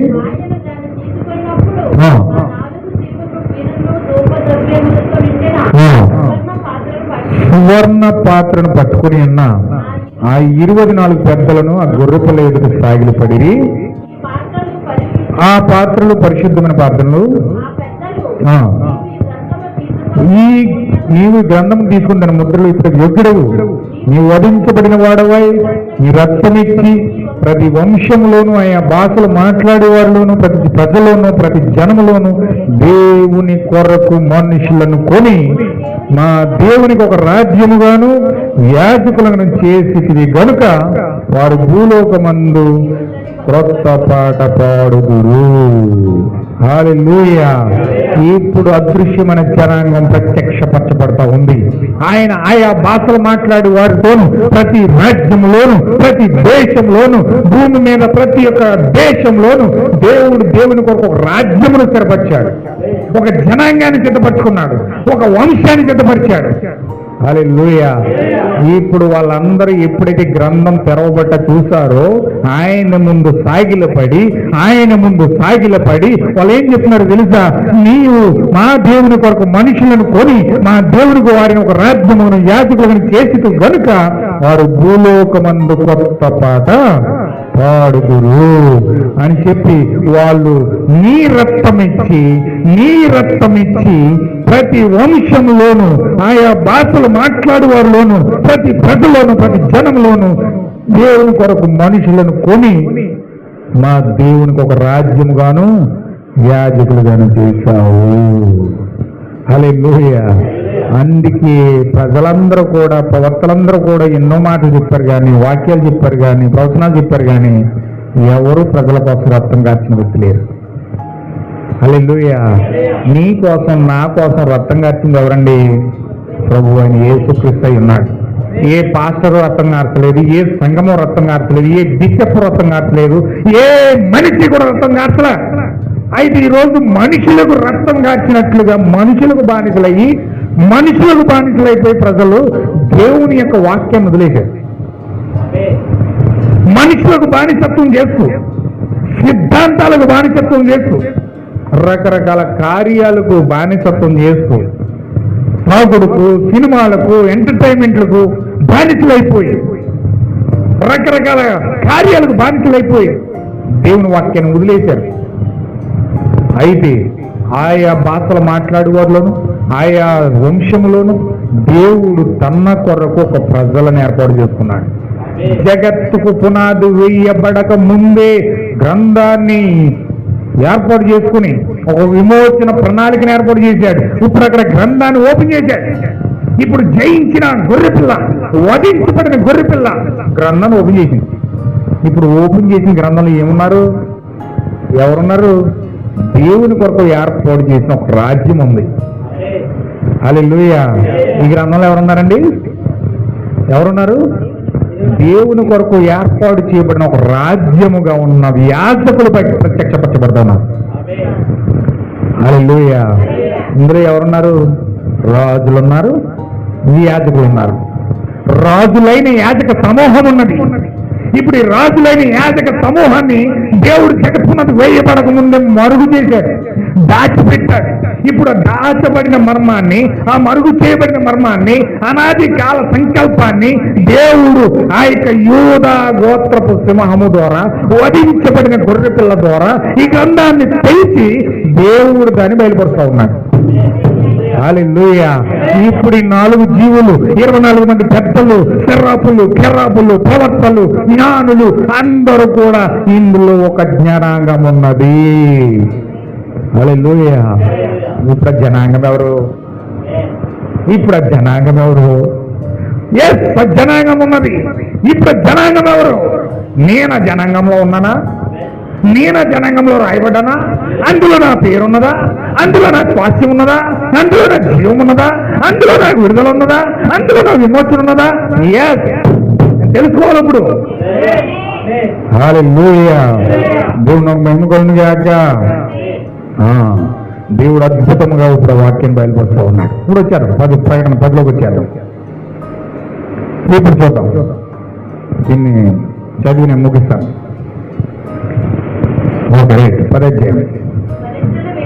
ఇప్పుడు ఆ విప్పబడిన పుస్తకాన్ని తీసుకుని బలిష్ఠుడైన దూత, వధించబడిన గొర్రెపిల్ల ఇప్పుడు భూమి మీదకి వస్తా ఉన్నాడు. హల్లెలూయా. దేవుని మహిమ కలుగును గాక. ఇప్పుడు ఆ బలిష్ఠుడైన దూత ఏం చేస్తున్నాడంటే 2వ వచనంలో ఆయన చేతిలో విప్పబడి ఉన్న చిన్న పుస్తకాన్ని తీసుకుని భూమి మీదకి వస్తా ఉన్నాడు. ఎవరి దగ్గరికి? ప్రపంచంలో ఉన్న అందరి దగ్గరికి కాదు. ఎవరైతే జగత్పునాది వేయబడక ముందే ఆయన రాజులైన యాజక సమూహముగా, ఒక ప్రజలుగా దేవుడు ఏర్పాటు చేసుకున్నాడు, దేవుడు ఎన్నుకున్నాడు. జగత్పునాది వేయబడక ముందే దేవుని యొక్క ఆలోచనలు ఎవరైతే ఉన్నారో వారి దగ్గరికి గ్రంథాన్ని పట్టుకుని వస్తా ఉన్నాడు. హల్లెలూయా. ఓకే, రైట్, చదవండి. ఆయన తన కుడి పాదము సముద్రం మీదను, ఆయన ఎడమ పాదము భూమి మీదను మోపి సింహము గర్జించినట్లు గొప్ప శబ్దముతో ఏంటి ఆర్భటిస్తున్నాడు? ఏంటి అరుస్తున్నాడు? ఏంటి బిగ్గరగా చెప్తున్నాడు? ఆయన ఏంటి బిగ్గరగా చెప్తున్నాడు అంటే గ్రంథంలో రాయబడిన సంగతులను బిగ్గరగా వాక్యం చెప్తా ఉన్నాడు. రాయబడిన విషయాలను బయలుపరుస్తూ ఉన్నాడు. Okay, right. ఆయన ఆర్భటించినప్పుడు 7 ఉరుములు వాటి శబ్దములు పలికెను. ఆ గ్రంథంలో ఏముందండి? 7 ఉరుములు ఉన్నాయంట. 7 ఉరుములు వాటి శబ్దములు పలుకుతున్నాయట. దేవుడు 7 స్వరాలు అందులో తీసుకొస్తా ఉన్నాడు. ఆయన పలుకుతున్నప్పుడు 7 స్వరాలు, 7 ఉరుములు వస్తున్నానే. హల్లెలూయా. ఆ 7 ఉరుములు పలికినప్పుడు యోహాను ఏం చేస్తున్నాడు? గొప్పగా ఈ ప్రకటన రచించాడు కదా, అలాగే రచించేద్దాం బుక్ తీసుకున్నాడు, కలం తీసుకున్నాడు. పెన్ను తీసుకున్నాడు, పేపర్ తీసుకున్నాడు, రాసేద్దామని సిద్ధపడ్డాడు. 7 ఉరుములు పలికిన సంగతికి ముద్ర వేయము. పడిపోయింది. మళ్ళీ దేవుడు ఏం చెప్పాడంటే నువ్వు వినంతే, 7 ఉరుములు వినంతే, వాటిని భూమి మీద రాయొద్దు, బైబిల్లో రాయొద్దు, ముద్ర చేయి.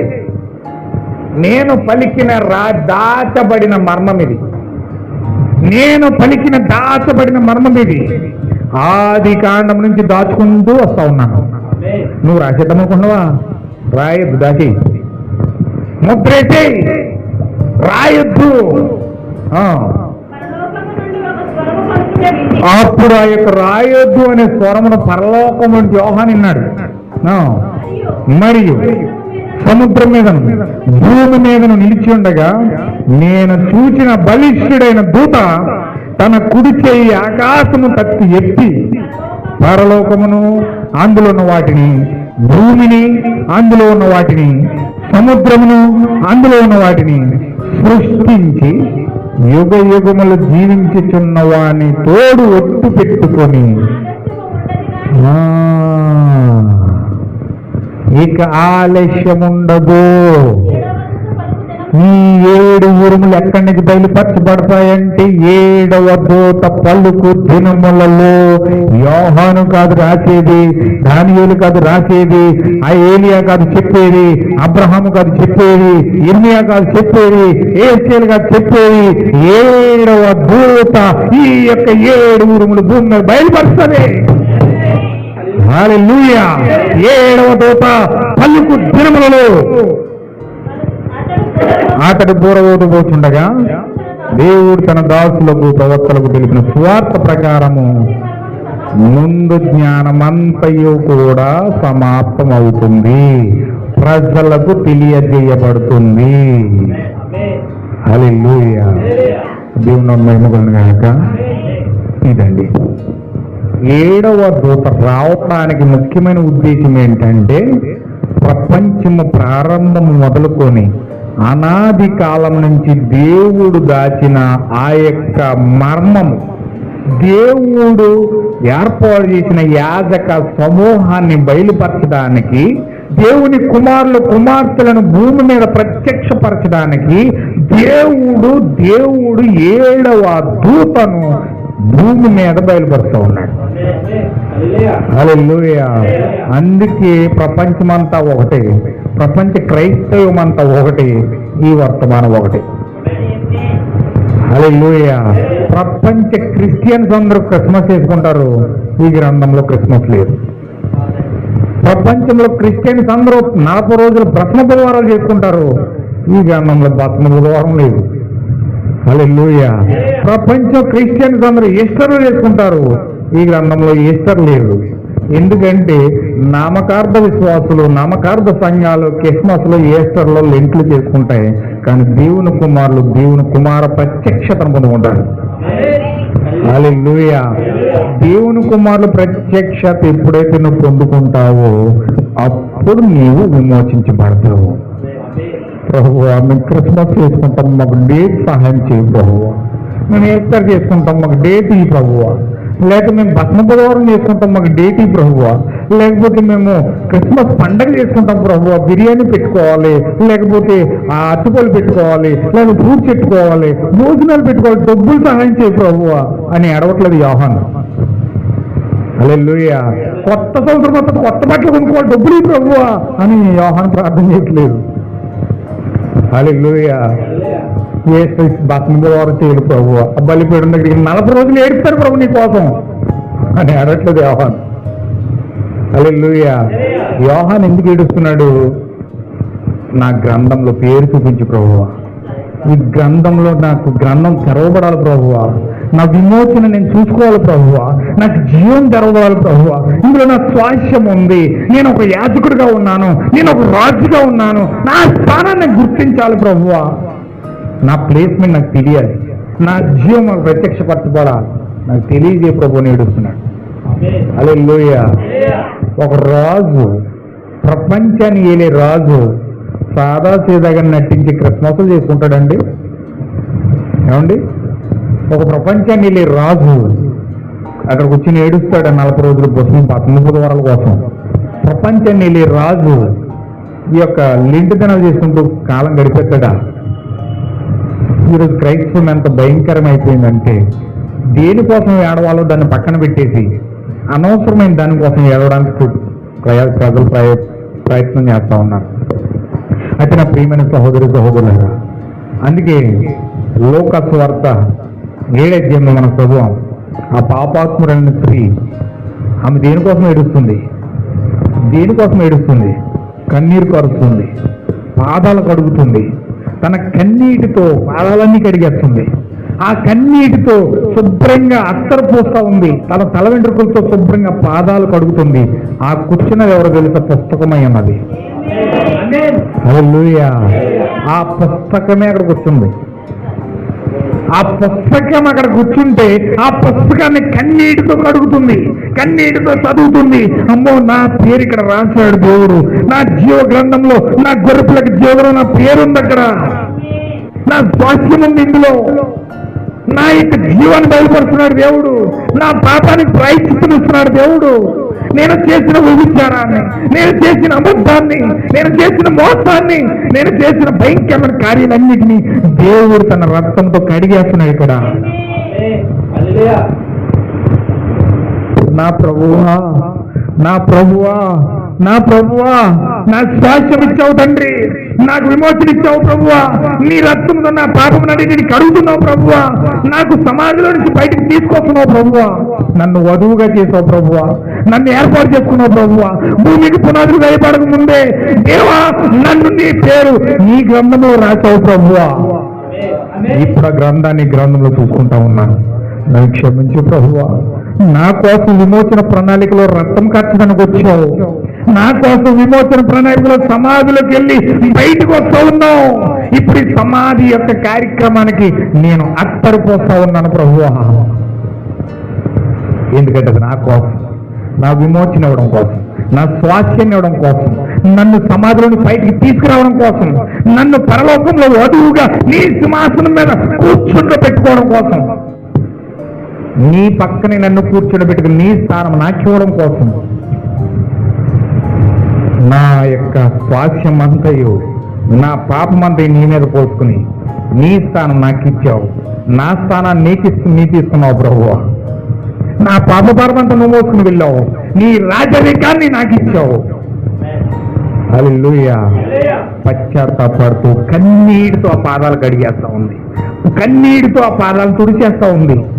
ఎప్పుడైతే గ్రంథాన్ని పట్టుకుని ఏడుస్తూ ఉందో ఆ గ్రంథం ఏం చేసిందో తెలుసా? ఆ గ్రంథం మాట్లాడుతుంది ఇప్పుడు, ఓ సహోదరి, నువ్వు నన్ను విస్తారంగా ప్రేమిస్తున్నావు గనుక నీ విస్తారమైన నీ పాపాలన్నీ క్షమించబడే మార్గం ఎక్కడుంది? ఇదిగో గ్రంథంలో ఉంది.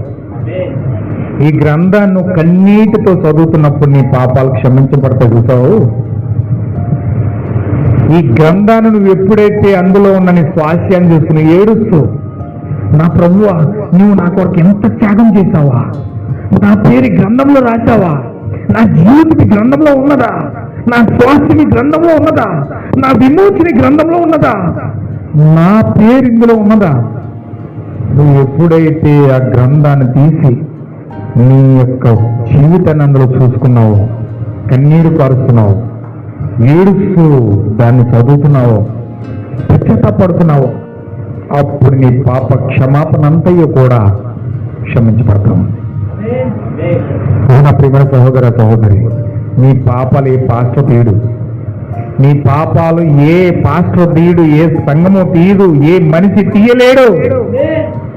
నీ పాపాలు తీసేది గ్రంథం ఒకటే, నీ పాపాలు కడిగేది గ్రంథం ఒకటే. అందుకే గ్రంథాన్ని పట్టుకుని ఏడుస్తుంది ఆ పాపాత్మురాలైన స్త్రీ. కానీ రోజు ఈ గ్రంథం అరమరలో మూలుగుతుంది, ఈ గ్రంథం బీరువాల్లో మూలుగుతుంది, ఈ గ్రంథం కంకుపెట్టులో మూలుగుతుంది, ఈ గ్రంథం భుజెట్టేస్తుంది, ఈ గ్రంథం విలువ తెలియట్లేదు నీకు. ఆ గ్రంథం అక్కడ కూర్చుంటే సీమోను పేతురు అనుకుంటున్నాడు, ఆ సీమోన్ పేతురు అనుకున్నాడు ఒలుగుపోయిన అత్తర కోసం ఏడుస్తున్నాడు కానీ వ్యక్తి. ఆ మనిషికి అసలు బుద్ధి ఉందంటావా? ఆ మనిషికి అసలు బుద్ధి ఉందంటావా? ఎంత వెలపెట్టి కొంటే ఎత్తర వస్తుంది? ఆ ఎత్తరట్టుకు వచ్చి ఆ కింద ఒలుకుపోసేస్తుందంటేనే ఆ దచ్చికెళ్ళి అమ్ముకుంటే ఎంత డబ్బులు వస్తాయి? ఇది డబ్బు మనిషిడు ఎంత చేయడు లబ్బు డబ్బు అని కొట్టుకోవడం మానేసి డబ్బు అని కొట్టుకుంటుంది. ఇది ఉన్నంత ఆ సీమోనికి ఉండే ఎంతసేపు డబ్బు అని కొట్టుకుంటుంది, లబ్బు అని కొట్టుకోవట్లేదు. అక్కడికి పాదాలు కడుగుతుంటే ఆ పాదాలు కడుగుతున్న విలువ ఈ స్త్రీకి మాత్రమే తెలుసు. ఈ స్త్రీ ఏమంటుందంటే, ఈ స్త్రీ దేనికోసం ఎడుతుంది? నా ప్రభు యొక్క పాదాలు, నా కోసం చేసిన త్యాగపూరితమైన పాదాలు, అగ్నిస్తంభమయమైన ఈ పాదాలను నేను సమాధిలోకి వెళ్ళి బయటకు వస్తాయి, సమాధి కార్యక్రమానికి సాదృశ్యంగా అత్తరు పోస్తా ఉన్నానని చెప్పి తన సంపాదించిన సంపాదన అంతా పట్టుకెళ్ళి ఆ సెంటు కొట్లో ఆడి మొగాన పడేసి నాకు విలువైన అత్తరు ఇమ్మని చెప్పి అత్తరు తీసుకొచ్చి చక్కగా పాదాలు కడుగుతుంది. ఈడనుకున్నాడు ఎంత అత్తరు పాడు చేసేస్తుంది ఈవిడ. ఆవిడేమో వేసియా అందరి దగ్గరికి వెళ్ళిపోద్ది. నేనేమో మనిషి కుమారుడు అన్నాడు, దేవుని కుమారుడు అన్నాడు. ఆ కాళ్ళు కడుగేసి ముట్టేసుకుంటుంది. ఈయన హృదయాలు చదివేసి హృదయాలోచనలు తెలిసిపోయినప్పుడు వీడి జీవితం ఎలాంటిదో తెలీదా? ఈయనకి తెలీదా? మరి అలాంటి ఆవిడ నెట్టుకొచ్చేసి కాళ్ళు ముట్టుకొని చెత్తనేటి మైలు పడిపోతుంది కదా ఆయనకి, పాపం అంటుకుపోతుంది కదా ఆయనకి. ఏంటి మాట్లాడతలేదేనా? ఎంత డబ్బు పాడు చేసేస్తుంది ఏమే, డబ్బు అంతా పాడైపోతుందని బాధపడుతున్నాడు కానీ కూర్చున్న గ్రంథం ఏంటో తెలియట్లేదు పాపం. హల్లెలూయా. కూర్చున్న గ్రంథం యొక్క వాల్యుబుల్ ఏంటో తెలియట్లేదు.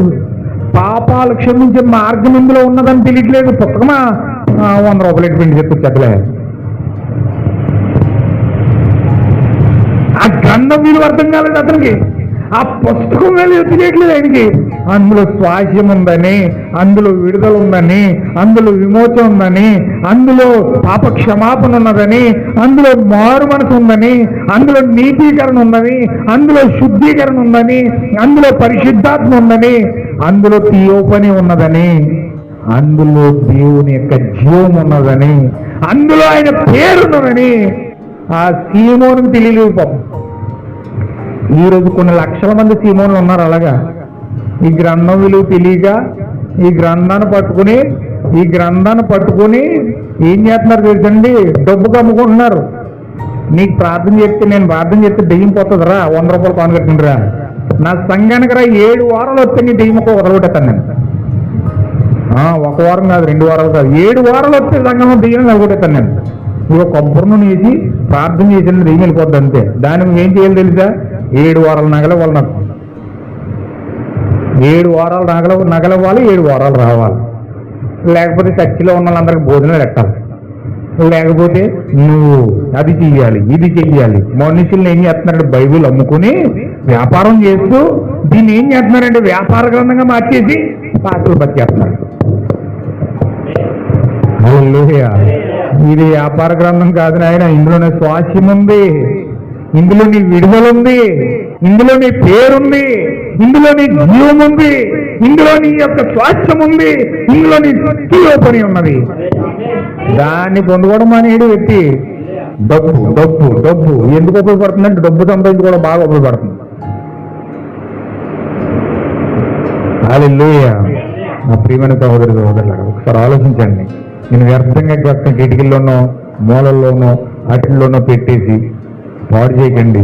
ఆ గ్రంథం చదివి ఖచ్చితంగా ఆమె కన్నీరు ఖర్చు ప్రార్థన చేస్తా ఉన్నప్పుడు, ఆ గ్రంథం దగ్గర కన్నీరు ఖర్చు ప్రార్థన చేస్తున్నప్పుడు దేవుడు ఆ గ్రంథంలోని స్వరం పంపించాడు. ఏమని పంపించాడు తెలుసా? ఓ నా కుమార్తె, నువ్వు విస్తారంగా పశ్చాత్తాపడ్డావు గనుక, విస్తారంగా నన్ను ప్రేమించావు గనుక విస్తారమైన పాపాలన్నీ క్షమించబడ్డాయి. దేవుణ్ణి ప్రేమించిన వ్యక్తులు మాత్రమే ఈ గ్రంథం చదువుతారు. దేవుని ప్రేమను ఎలా పరుస్తూ తెలుసా? నువ్వు దేవుని మీద ప్రేమ ఎలా ఎత్తపరచాలో తెలుసా? గ్రంథాన్ని చదివి ఎత్తపరచాలి, బైబిల్ చదివి ఎత్తపరచాలి. దేవుని ప్రేమించినోడు ప్రతి క్షణము దీంతో సహవాసం చేస్తాడు. ప్రేమించినోడు అవునండి పుస్తకం కూడా తెరడు. అందుకే దేవుడు అన్నాడు, నువ్వు దేన్ని ఎక్కువగా ప్రేమిస్తావో అదే నీ విగ్రహం అన్నాడు. డబ్బుని ఎక్కువగా ప్రేమించామనుకోండి, అదే 24 గంటలు డబ్బు కోసం ఆలోచిస్తాం. బంగారాన్ని ఎక్కువ ప్రేమించామనుకోండి, 24 గంటలు బంగారం కోసం ఆలోచిస్తాం. 24 గంటలు సీరియల్ కోసం ఆలోచిస్తాం. 24 గంటలు సినిమాల కోసం ఆలోచిస్తాం. 24 గంటలు పక్కింటోళ్ళు ఎదురింటోళ్ళు వెనకింటోళ్ళ కోసం ఆలోచిస్తాం. 20 గంటల్లో ఇంకా భూ సంబంధమైన వాటి కోసమే నీ ఆలోచన ఉంటుంది తప్ప దేవుని ప్రేమ నీలో లేదు. దేవుని ప్రేమ నీలో ఉంటే గ్రంథం చదువుతాం. కనీసం రోజుకు 1 గంట అయినా దీంతో సహవాసం చేస్తాం. ఒకవేళ నువ్వు సహవాసం చేయట్లేదంటే, చదవట్లేదంటే నువ్వు దేవుణ్ణే ప్రేమించట్లేదు. అబద్ధం చెప్తున్నాను, దేవుణ్ణి ప్రేమిస్తున్నానని చెప్పి అబద్ధం చెప్తున్నావు. హల్లెలూయా. ఒక మాట చదివి నేను ముగించేస్తాను. చూడండి, యాకోబు పత్రిక తీయండి ఒకసారి. మొదటి యోహాను పత్రిక 4వ అధ్యాయము 4వ వచనం. మీరు దేవుని సంబంధులు, మీలో ఉన్నవాడు లోకంలో ఉన్నవాడి కంటే గొప్పవాడు కనుక మీరు వారిని జయించి ఉన్నారు. వారు లోక సంబంధులు కనుక లోక సంబంధులైనట్టు మాట్లాడతారు. లోకము వారి మాట వింటుంది. మనము దేవుని సంబంధము, దేవుని ఎరిగిన వారు మన మాట వినను. దేవుని సంబంధి కాని వాడు మన మాట విండు. ఇందువలన మనము సత్య స్వరూపమైన ఆత్మ ఏదో, భ్రమపరిచే ఆత్మ ఏదో తెలుసుకొనిచున్నాము. ప్రియులారా, మనము ఒకరినొకడు ప్రేమించము. ఎలాగనగా ప్రేమ దేవుని మూలంగా కలుగుచున్నది. ప్రేమించి ప్రతి వాడును దేవుని మూలంగా పుట్టినవాడై దేవుని ఎరుగును. దేవుడు ప్రేమస్వరూపి. ప్రేమ లేనివాడు దేవుణ్ణి ఎరుగడు. ఏంటినది? వాటి గ్రంథంతో సహవాసం చేయలేనివాడు దేవుణ్ణి ఎరగడు. ఎన్ని కబుర్లు చెప్పినా, ఎన్ని మాటలు మాట్లాడినా, ఎన్ని ఆత్మ సంగతులు వివరించినా ఈ గ్రంథం